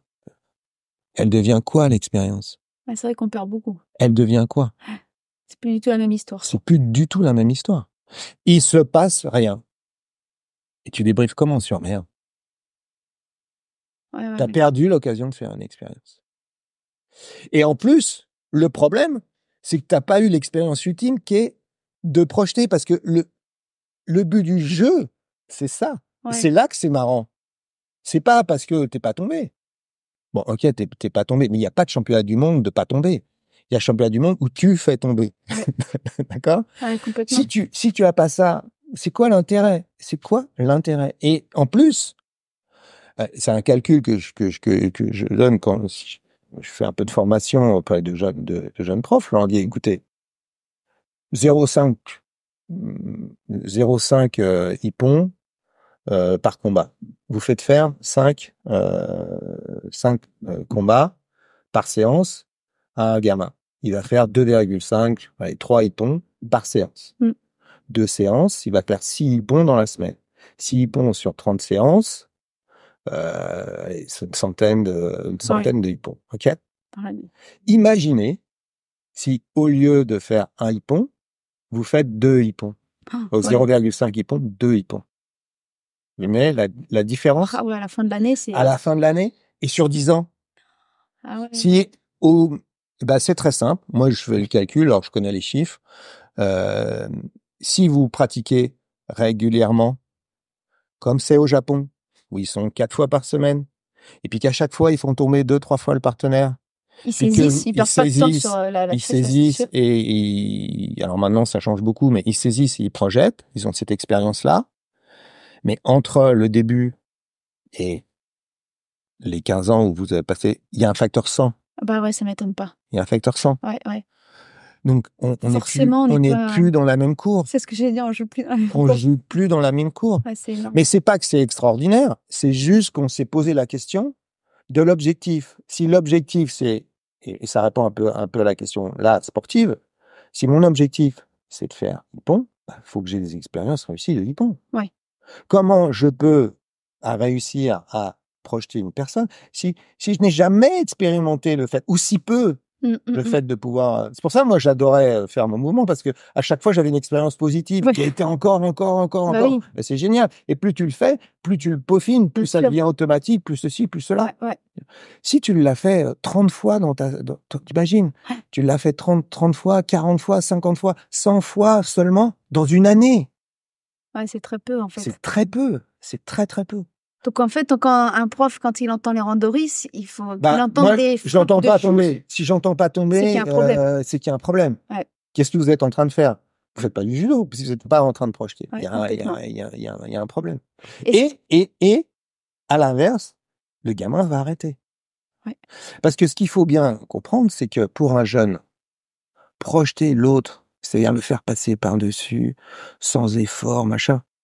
Mais t'es Superman. C'est vrai. Mais même pour un adulte, on adore Même ça. pour un C'est le adulte. moment, Oui. leur sensation, c'est La sensation de folie, quoi. Ouais, tout à fait. C'est addictif au possible. Ouais. Tu veux que ton gamin y revienne.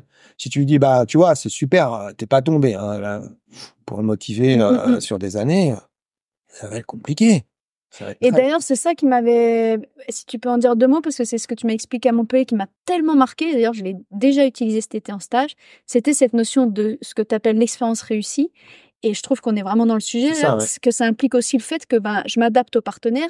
Ça veut pas dire que je fais que 10% de mon judo, mais c'est-à-dire que je lui laisse quand même la possibilité à lui, s'il est moins fort que moi, d'avoir des expériences réussies dans le randori, autant que moi je vais en avoir, ce qui m'empêche pas d'en avoir pour moi. Exactement. Mais le laisser lui me faire chuter 3-4 fois pour qu'en fait il ait ce nombre d'expériences réussies plutôt que 0,5, quoi. Alors, de toute façon, c'est une chaîne. Donc, on est une chaîne. C'est-à-dire que il y a toujours, entre guillemets, une personne qui est plus forte que toi. Ah oui, c'est ça. Hein. Donc, elle va avoir une expérience positive avec toi. Toi, tu vas avoir une expérience positive avec quelqu'un sur lequel tu vas pouvoir passer ta technique, etc., etc. Donc, c'est une chaîne vertueuse. Et puis, ce que je dis aussi, c'est que, ok, fais un travail. Ouais. Parce que le fait de ne pas tomber en acceptant le déséquilibre. Ouais. C'est hyper formateur et hyper difficile. Les ceintures noires qui me disent ouais mais bon lui il est trop c'est vraiment faible quoi. Qu'est-ce que je te fais ouais. Je dis tu te mets sur une jambe. Ah. T'arrives à gérer si t'es sur une jambe? Ah bah ouais mais je suis jamais sur une jambe. Bah oui mais tu prends pas de risque. Ouais. Mets-toi sur une jambe. Mets pas ton bras droit. Ouais, mais juste là. Et là il y a toujours à travailler. C'est plus compliqué quand même. Bah oui. Tu vois? Donc t'as toujours une Ou façon... tu fais que des balayages. Moi par exemple c'est ça. Ou par exemple. Parce que je suis pas forte en balayage. Donc, du coup, t'as vraiment de quoi travailler. Hein. T'as toujours une façon de... C'est ça qui est intéressant. Bien, t'es au basket, le mec, il fait 2,50 m, tu touches pas une balle, tu toucheras jamais de balle. Hein. Ouais. Ça, c'est sûr. Ouais. Mais au judo, il fait 2 mètres, tu passes dessous. Tu vois, il y a toujours une façon de travailler. Toujours une façon de travailler. C'est ça qui fait la richesse du truc. T'es pas lié à un corps, un corps identifié, quoi, en fait. Ouais. Non, c'est vrai que en tout cas, cette notion d'expérience réussie, d'expérience, là, c'est vraiment passionnant pour la façon d'aborder le... c'est une condition sine qua non pour pouvoir prendre du plaisir, pour pouvoir revenir, pour pouvoir, tu vois. Ouais, complètement. Ça, c'est fondamental. Beaucoup de sujets passionnants. Frédéric, qu'est-ce qu'on pourrait aborder encore? J'aimerais que ça s'arrête jamais, tellement c'est intéressant. Je regarde quand même si dans les questions, mais on a balayé pas mal de choses. Si, j'en avais quand même une peut-être importante parce que tu as été beaucoup au Japon. Tu connais très bien le Japon. Est-ce que, entre tes peut-être tes premiers départs là-bas, encore aujourd'hui. Est-ce que on sait qu'il y a des différences, hein, forcément, on n'est pas les mêmes pays, entre la France et le Japon. Est-ce qu'il y a des éléments ou des choses que tu trouves intéressants de faire en provenant? L'idée n'est pas du tout de les copier, on est différents. Mais est-ce qu'il y a des éléments que tu trouves intéressants chez eux, que tu aimerais voir plus chez nous, ou pas, ou que tu mets dans tes cours? Bah, c'est un peu compliqué parce qu'en fait, le Japon évolue beaucoup aussi. Ouais. Ils regardent beaucoup, les jeunes regardent beaucoup Internet, etc. Et en fait, de plus en plus, ils essaient de calquer ce qui se fait en France Ouais. ou à l'étranger, ou bien en Europe, Ouais, c'est ça, dans le monde. etc. Par exemple, j'ai été hyper déçu. On est allé avec Hiroshi Tadashi, Patrick Roux, Yves Cadeau. On a fait un beau périple dans différentes universités là, au mois d'avril. Et on est allé dans le lycée de Abe. Ok. De Abe, les frères, le frère et la sœur. Ifumi. Ouais. Et en fait, c'était un judo très très dur. Impossible de prendre la garde. Ils sont très très durs au niveau des saisies, etc. Et là, on s'éloigne beaucoup du judo originel, en fait. Et si vous n'êtes pas de haut niveau, ça n'a aucun intérêt, en fait. Ouais. Franchement, ça n'a pas d'intérêt. Parce qu'on va passer son temps. En plus, les doigts, ils vont être complètement pétés. Ils sont très très forts au niveau du kumikata. Mais ils ont une base judo aussi. Ouais. Donc, en fait, si vous donnez le kumikata et vous les laissez rentrer, là, ça devient très très chaud. Ouais. Parce qu'ils savent. Les techniques sont propres, hein. Ça, c'est vrai qu'on les voit. Les techniques sont propres, quand même. Ouais. Donc, moi, j'ai pas vraiment à mon époque, dans le temps, ce qu'on vraiment ressentait, c'est que on avait une liberté d'action, une liberté moi, j'aurais pas fait 2 heures de randonnerie si c'était comme ça. Et même eux, ils ont réduit leur temps parce que c'est trop fatigant et puis ça devient dangereux au bout d'un moment aussi. Et ce fait de se mettre dans le temps, faire dans le temps. Parce que je crois que tu m'avais parlé aussi d'une question qui était de dire, mais comment, si tu as des gens qui sont hyper durs, etc., comment tu fais comprendre que il faut faire ça, c'est une grande question parce que moins dur. Ouais. Bah, en fait, si tu veux, déjà, la personne qui fait de manière très dure, en fait, il peut pas le faire longtemps. Ouais, c'est vrai. D'ailleurs, ils sont épuisés, ils ont plus de cardio et voilà. Ils le disent, faut que je travaille mon cardio. Ils se disent pas, faut que je sois moins dur, mais faut que je travaille mon cardio. Exactement. Ils sont complètement épuisés. Et c'est une course sans fin, en fait. C'est une course sans fin. En fait, ce que Kano, il a quand même expliqué que le judo, c'est, pour reprendre la thèse du Kano, c'est le choix de la faiblesse. Ça veut dire quoi? Ça veut dire que si j'ai quelqu'un qui est plus fort que moi, j'ai 2 possibilités. J'ai une possibilité normale, c'est de devenir plus fort que lui. Ouais. Et là, je vais pouvoir le battre. S'il a une échelle 5, je vais à 6. Et puis, comme il est moins fort que moi, je bats. Oui, mais en faisant ça, j'ai utilisé une partie de mon énergie. Qu'est-ce qui se passe si j'ai une autre personne qui vient, supposons que je suis 6 sur l'échelle de Richter, j'en ai utilisé 3, il y a quelqu'un qui revient qui est 5. Là, c'est foutu. Ouais. Okay. Donc, il dit, c'est pas la solution. Là, c'est la solution, c'est justement d'utiliser que 1. Dans cette échelle de 6. Comment gagner en utilisant que 1? Voilà, c'est ça. Et la réponse, c'est mettre la personne dans une situation de faiblesse dans laquelle il ne puisse pas exprimer sa force. Et là, le plus colossal des colosses, s'il est sur un seul talon, il suffit d'un doigt pour faire tomber. Ouais. Donc, le but, c'est ça. Et si je fais ça, eh bien, je vais pouvoir répéter, c'est ce combat plein de fois. Et c'est pour ça que je dis que un des problèmes, à mon avis, actuel, c'est que les gens qui fonctionnent sur le cardio, etc., qu'est-ce qu'ils vont faire? Ils vont aller au Golden Score, puis ils vont faire 10 minutes de Golden Score, ils vont le faire premier combat, deuxième combat, et s'ils passent au troisième combat, ils peuvent pas répéter. La pile, elle est morte. Ça, c'est clair. Surtout s'ils ont un gars de l'autre côté qui lui est resté 10 secondes sur le tapis. Ouais. C'est pas les deux mêmes qui arrivent Ouais. en demi-finale. Ouais, pour le coup, c'est pas une expérience qu'on peut d'être sur le cardio comme ça. On peut pas. Et ça s'épuise. C'est pas- C'est pas ça. Bah oui, non seulement ça. Alors, c'est vrai en compétition, mais c'est aussi encore plus vrai dans le judo de tous les jours, parce qu'on n'a pas des cœurs, etc. Et si on veut placer le judo dans une longévité, bah oui. Faut quand même que tu puisses t'entraîner toutes les semaines, potentiellement presque tous les jours, sans avoir récupéré 3 jours derrière une. déjà. Et puis si tu en refais à 40 ans, à 50 ans, Ouais. là il y a le phénomène de vieillesse, Ouais. hein, qui fait que tu t'es là, puis après t'es là. Alors, comment tu fais pour rester là? C'est ça la question, en fait. Pour pouvoir toujours reprendre. Quelle est la solution? Bah, la solution, c'est de maximiser l'efficacité. Ouais. Plus tu vas, au début, moi par exemple, j'ai constaté plusieurs paliers. Jusqu'à 30 ans, t'as ta force et vitesse. Ouais. Vers 40 ans, tu perds pas mal de force. Ouais. T'as encore de la vivacité. Ok. Puis après, vers 50, tu perds les deux. Alors, comment tu fais ça? C'est une grande Vitesse question. et force. Ouais. Quand tu perds ça, est-ce que ça se compense par d'autres choses? Eh ben, justement, par quoi ça peut se compenser? Je sais pas, la qualité technique, tu l'avais déjà largement. Alors, par quoi ça pourrait se compenser? Le timing. Ça, tu peux gagner en bon Être timing? au bon moment, au bon endroit, avec la bonne action. Et là, tu vas gagner en efficacité. Tu n'auras plus besoin de tirer comme un malade parce que ça passe pas, parce que les équilibres est pas super bon, donc tu vas compenser. Ah oui, c'est intéressant parce qu'on peut imaginer que quand tu es jeune, vu que tu as la force et la vitesse, Bah, t'as pas besoin. t'as pas tant besoin que ça du timing. Pas tant besoin. Donc tu vas pas forcément chercher à l'affiner. Exactement. Le peu que tu as te suffit, on va dire, parce que tu as les autres trucs. Et et quand ces deux facteurs-là baissent, tu es obligé de chercher autre chose. C'est soit tu acceptes d'arrêter, enfin voilà, soit tu te dis, bah ouais, en fait, c'est ça que tu as trouvé. Ah, c'est super intéressant. Regarde la vidéo de Mifune. Donc finalement, tu deviens presque meilleur en judo, moins t'as force et moins t'as. Comme le bon vin.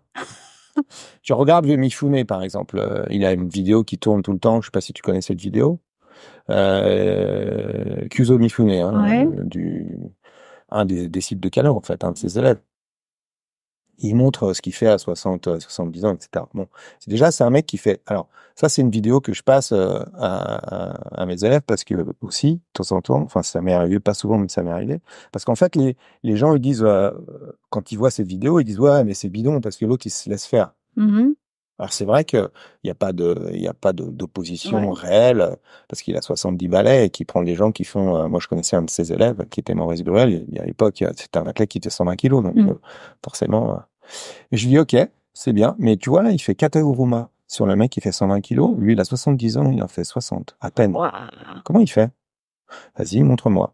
Tu prends un mec qui fait 2 fois ton poids, tu fais Kataguruma, t'as 20 ans. Ouais. Tu fais comment? Ouais, s'il a pas, c'est ça. S'il a pas le placement parfait, là, c'est foutu. C'est impossible. Il s'écroule. Complètement. D'accord? Timing, placement. D'autre part, il fait très très peu de progression type Soenage, Anedoshi. Pourquoi? Parce que même si tu as le placement, etc., même si Kataguruma, il peut le placer une fois parce que c'est quelque chose qu'il faisait très très bien, bah tu supportes plus les poids. Ok. Tu as la force et donc il fait beaucoup de soutien. Ouais. Énormément de soutien, beaucoup plus que on en voit parce qu'en fait, perdre l'équilibre et utiliser ton poids, bah ça tu l'as toujours. Ouais. Même à 80 ans, tu peux perdre l'équilibre et utiliser ton poids. Ouais, complètement. T'as pas besoin de tirer, tu utilises ton poids. Donc ça, par exemple, ça c'est un axe pour moi de progression encore. Comment on peut faire tomber simplement en utilisant son poids? Au bon moment. Si tu es soumis au Toshi, par exemple, bah ça ne se fait qu'un déséquilibre. Lui, c'était son spécial. Bon, personne ne comprend comment il est arrivé à faire ça. Moi, j'ai essayé plein de fois, c'est très très très compliqué. C'est arriver à mettre quelqu'un sur une position d'instabilité extrême, simplement en fixant son poids sur un point précis grâce à mon poids. Ouais. Et après, une seule petite pichenette me permet de le faire tomber. Alors Cano, il dit ça, hein. Cano, il dit, en fait, en théorie, hein, il est avec son bâton d'encre, il dit, si je le mets sur un coin, euh, en mort en sursis, comme il dit, là, il me suffit d'une simple pichenette Pour que ça parte. pour que ça parte. Mais il dit, c'est très difficile. Ouais. Pour arriver à ce point. Pour arriver à ce point. Ouais. Mais la théorie est là. Ouais. La théorie est là. C'est pour ça que et c'est à l'aune de cette théorie qu'il faut juger tous les mouvements. Bien sûr. Moi, je vois le plus bel hippon qui est un hippon d'haltérophile, Ouais, je comprends. ça ne m'intéresse pas. Ouais. Moi, je fais pareil avec un poussin. Ouais. Je le prends, je le soulève, je le mets sur mon dos Et et je le fais tourner. Je fais pareil. Hein. Ouais.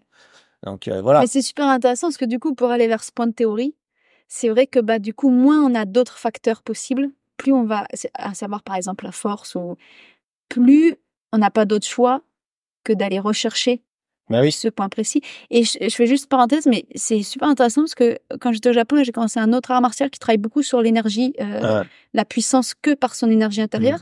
Et à un moment, j'ai demandé au maître, est-ce que deux personnes qui ont le même niveau dans cet art-là, est-ce que du coup, quand même, le plus musclé aura quand même un avantage? Et il m'a dit, ah non, c'est l'inverse. Et lui m'a dit, parce que si tu as des muscles, même si tu veux pas, ils sont là. Donc, par définition, tu vas t'en servir. Même si tu veux en mettre le moins possible, ils sont là, ils vont fonctionner.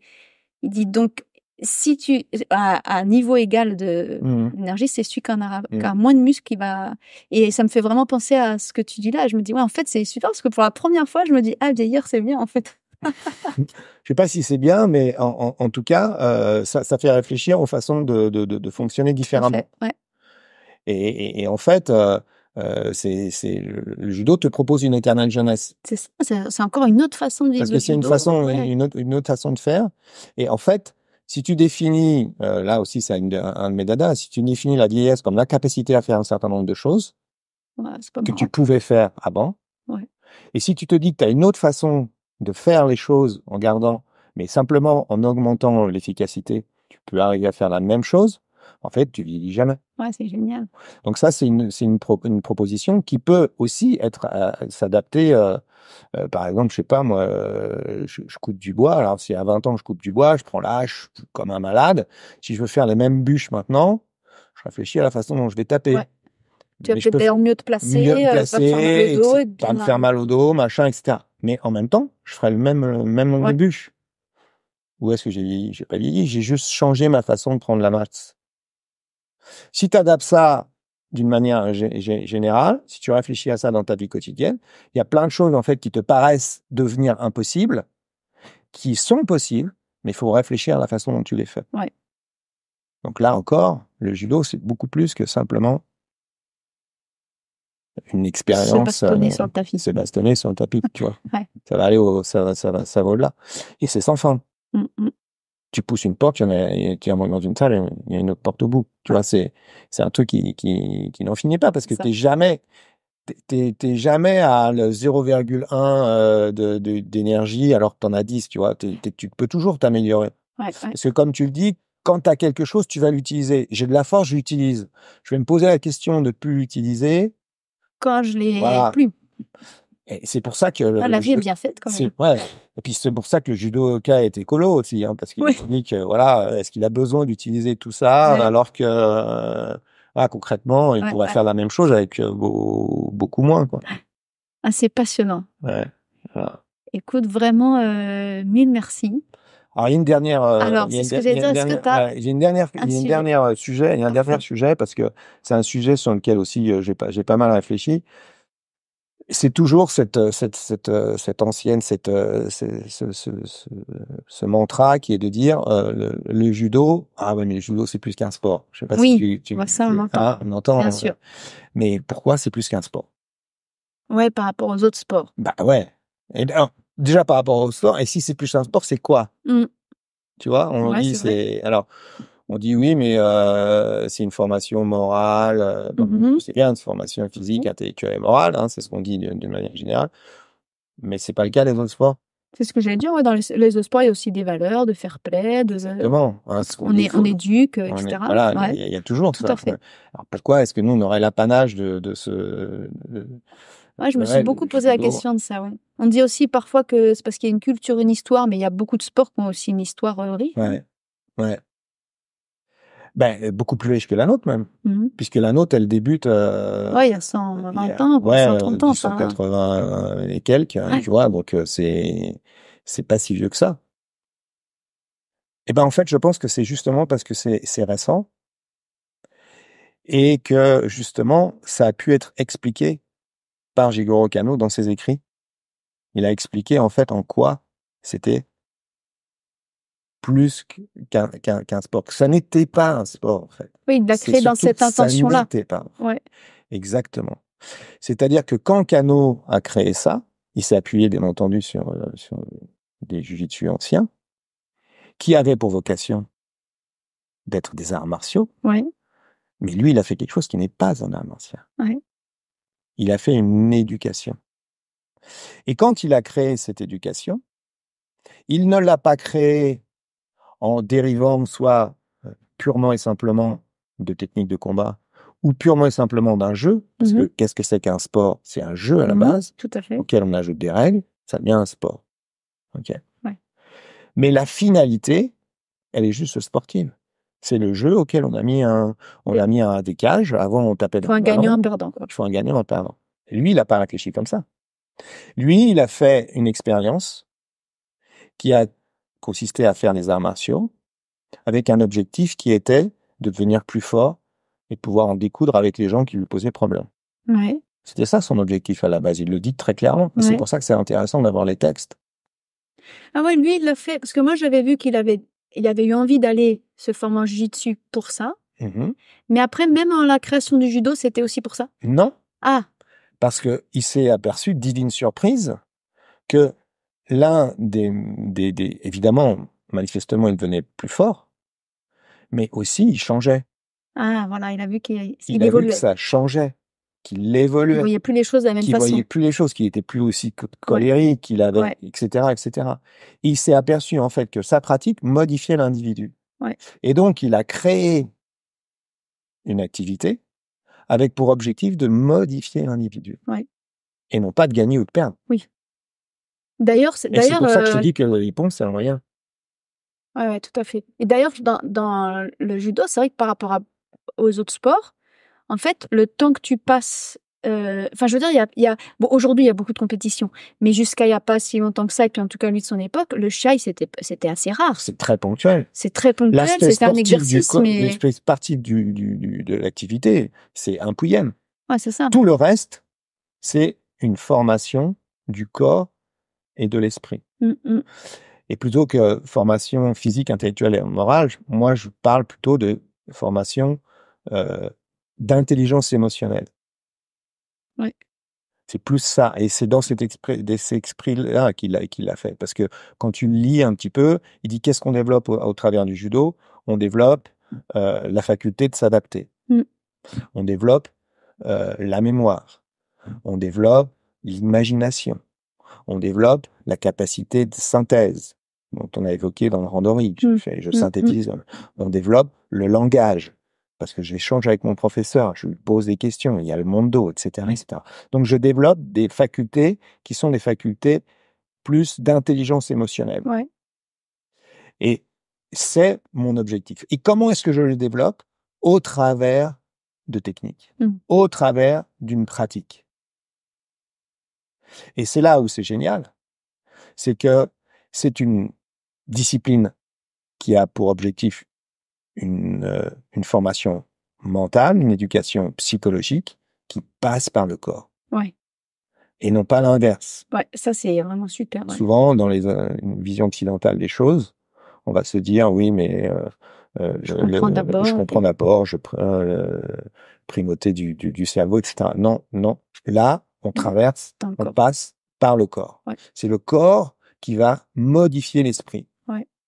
Donc c'est génial.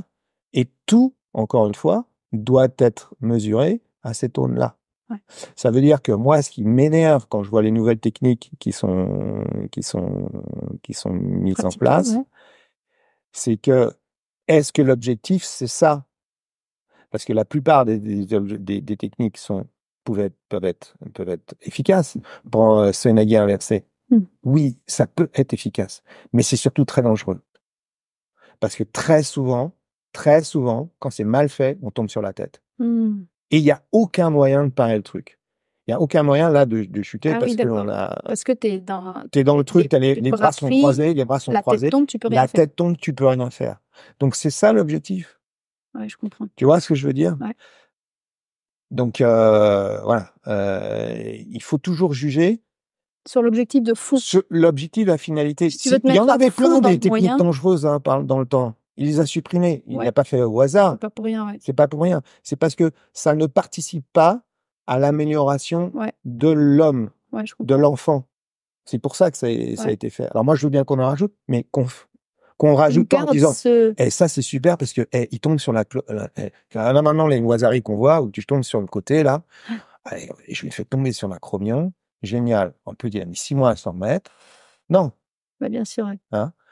Voilà, c'est pas ça le but. Ouais, Le but, c'est de quelle manière est-ce que moi, ouais, non, c'est super important.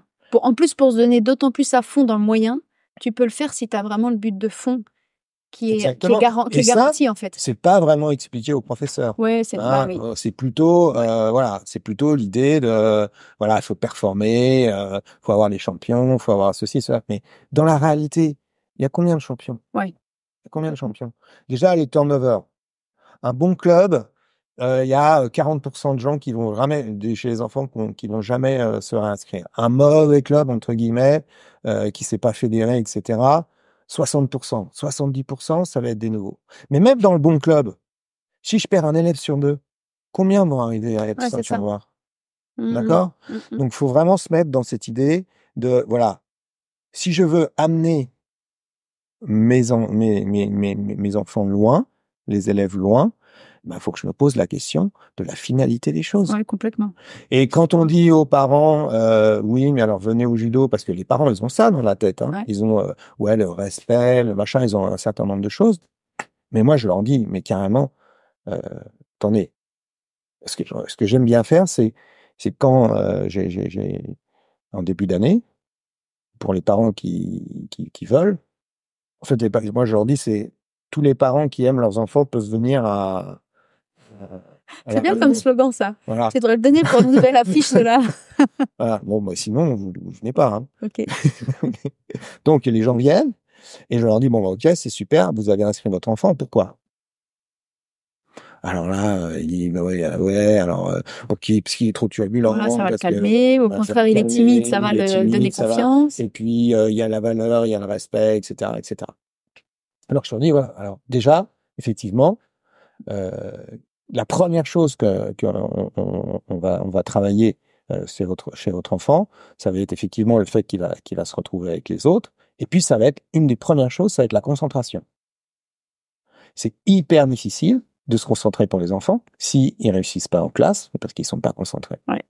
Et ils ont une capacité de concentration nulle, et puis tous les psychologues le disent, c'est la capacité. L'attention, c'est vraiment L'attention, c'est le poisson rouge, hein, Ouais, parce ouais, qu'il tourne puis il fait autre chose, etc. Le judo, si vous arrivez si votre enfant peut subir, entre guillemets, un cours de judo, c'est déjà énorme. Pourquoi? Parce que c'est l'ordre et le désordre. C'est l'ordre et le désordre constamment. C'est-à-dire que je ne vais pas lui demander d'être assis sur une chaise et de m'écouter. En revanche, je vais lui demander instantanément de revenir se placer et de mobiliser son attention pour un très petit laps de temps. Et ensuite, il va pouvoir être totalement libre pour faire son expérience avec l'autre. Mais quand je vais frapper dans les mains, il va devenir revenir. En fait, il va faire cet aller-retour. Il va faire cet aller-retour de concentration et de libération d'énergie. Concentration, libération. S'il peut faire ça à 6 ans ou à 7 ans, ouais, l'école, tranquille. Tranquille. Et après, s'il continue comme ça, bah, posez-vous la question, qu'est-ce que vous avez appris durant vos études qui vous sert dans votre vie professionnelle? Ouais. Vous avez besoin de l'histoire, de la géo, des maths? Mm. Bon, un peu, peut-être un peu, si vous êtes vraiment, vous avez besoin. Mais est-ce que vous n'avez pas besoin de savoir discuter avec un autre, de savoir communiquer, avec un gars supérieur, un gars plus fort, moins fort ou inférieur? Est-ce que vous n'avez pas besoin d'arriver à avoir, justement, d'en parler, de la volonté Ouais. face à l'adversité? On Parce parlait que des chutes, Mhm. mais les chutes, le principal intérêt des chutes, c'est de se relever. Ouais, on le dit toujours, ouais. Hein, on dit toujours, bah, je suis tombé parce que la vie est composée d'échecs, mais je me relève. Mm. Je vais être au chômage. Comment je fais pour me relever du chômage? Mm. Etc., etc. Donc, les capacités dont vous avez besoin quand vous êtes dans votre vie professionnelle, les cherchez pas en classe. Pour la plupart. Mm. Vous les trouverez ici. Sur le long terme, et à condition que le judo soit bien pratiqué. Ouais.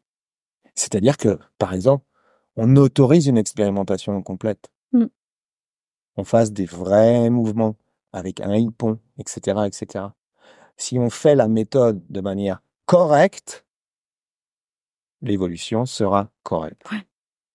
Ouais, correct et puis belle, quoi, pour toute la vie, quoi. Ce Exactement. qui n'empêche pas du tout à ceux qui ont envie d'être champions de le devenir. Ça leur Ça, il n'y a empêche pas de du souci. tout. Mais par Y a contre, pas c'est vrai de que c'est souci. une vraie proposition à l'humain, quoi. Et c'est pour ça que moi, j'ai horreur qu'on me parle du judo loisir. Ouais, moi, j'aime pas non Le- plus. le- Il n'y a pas de judo loisir. Ouais, exactement. Et de judo compétition. Ouais, Il y moi, a un c'est pareil. judo. J'aime pas. Et ouais. Il y a- Ouais, puis tu vois, moi, je fais beaucoup de compétitions vétérans, j'adore ça, mais c'est mon loisir aussi. Je veux dire, je Exactement. vois pas je m'oppose pas. Enfin, c'est mon Ouais, on a loisir. l'impression que d'un côté, on a les gens qui font une sorte de taille Ouais, c'est ça, voilà, de petits trucs un peu mous. Ouais, et puis de l'autre côté, il y a les mecs qui Ouais. en veulent. Non, Ah non, pas du tout. Ouais. pas du tout. Ouais.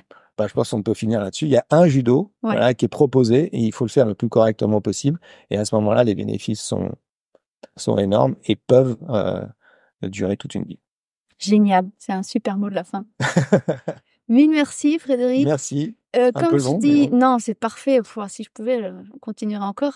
Et bon, comme je le dis toujours, parce que c'est vrai, ça, je le prépare pas souvent à l'avance. Mais si tu as des quelconques liens pour te retrouver, je crois qu'il y a un site sur ton, un site Sur sur le ton club. club. Ouais. Voilà, tout ça, je le mets dans les descriptions du podcast, de YouTube ou de l'article. Ok, Donc, on retrouve ouais. ça en lien. Tu me diras ce que tu as envie de partager. Aussi, il y a des stages. Peut-être tu peux mettre aussi un lien vers le stage de Montpellier, etc.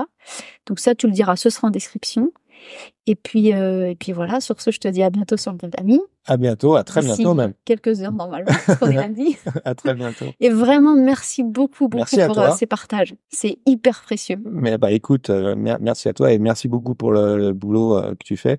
J'ai vu tes plaisir. deux autres interviews, j'ai écouté Kylian, j'ai écouté Fred, etc. C'est très intéressant aussi d'entendre la vision Frédéric Bourgoin, etc. J'ai écouté pas mal de trucs.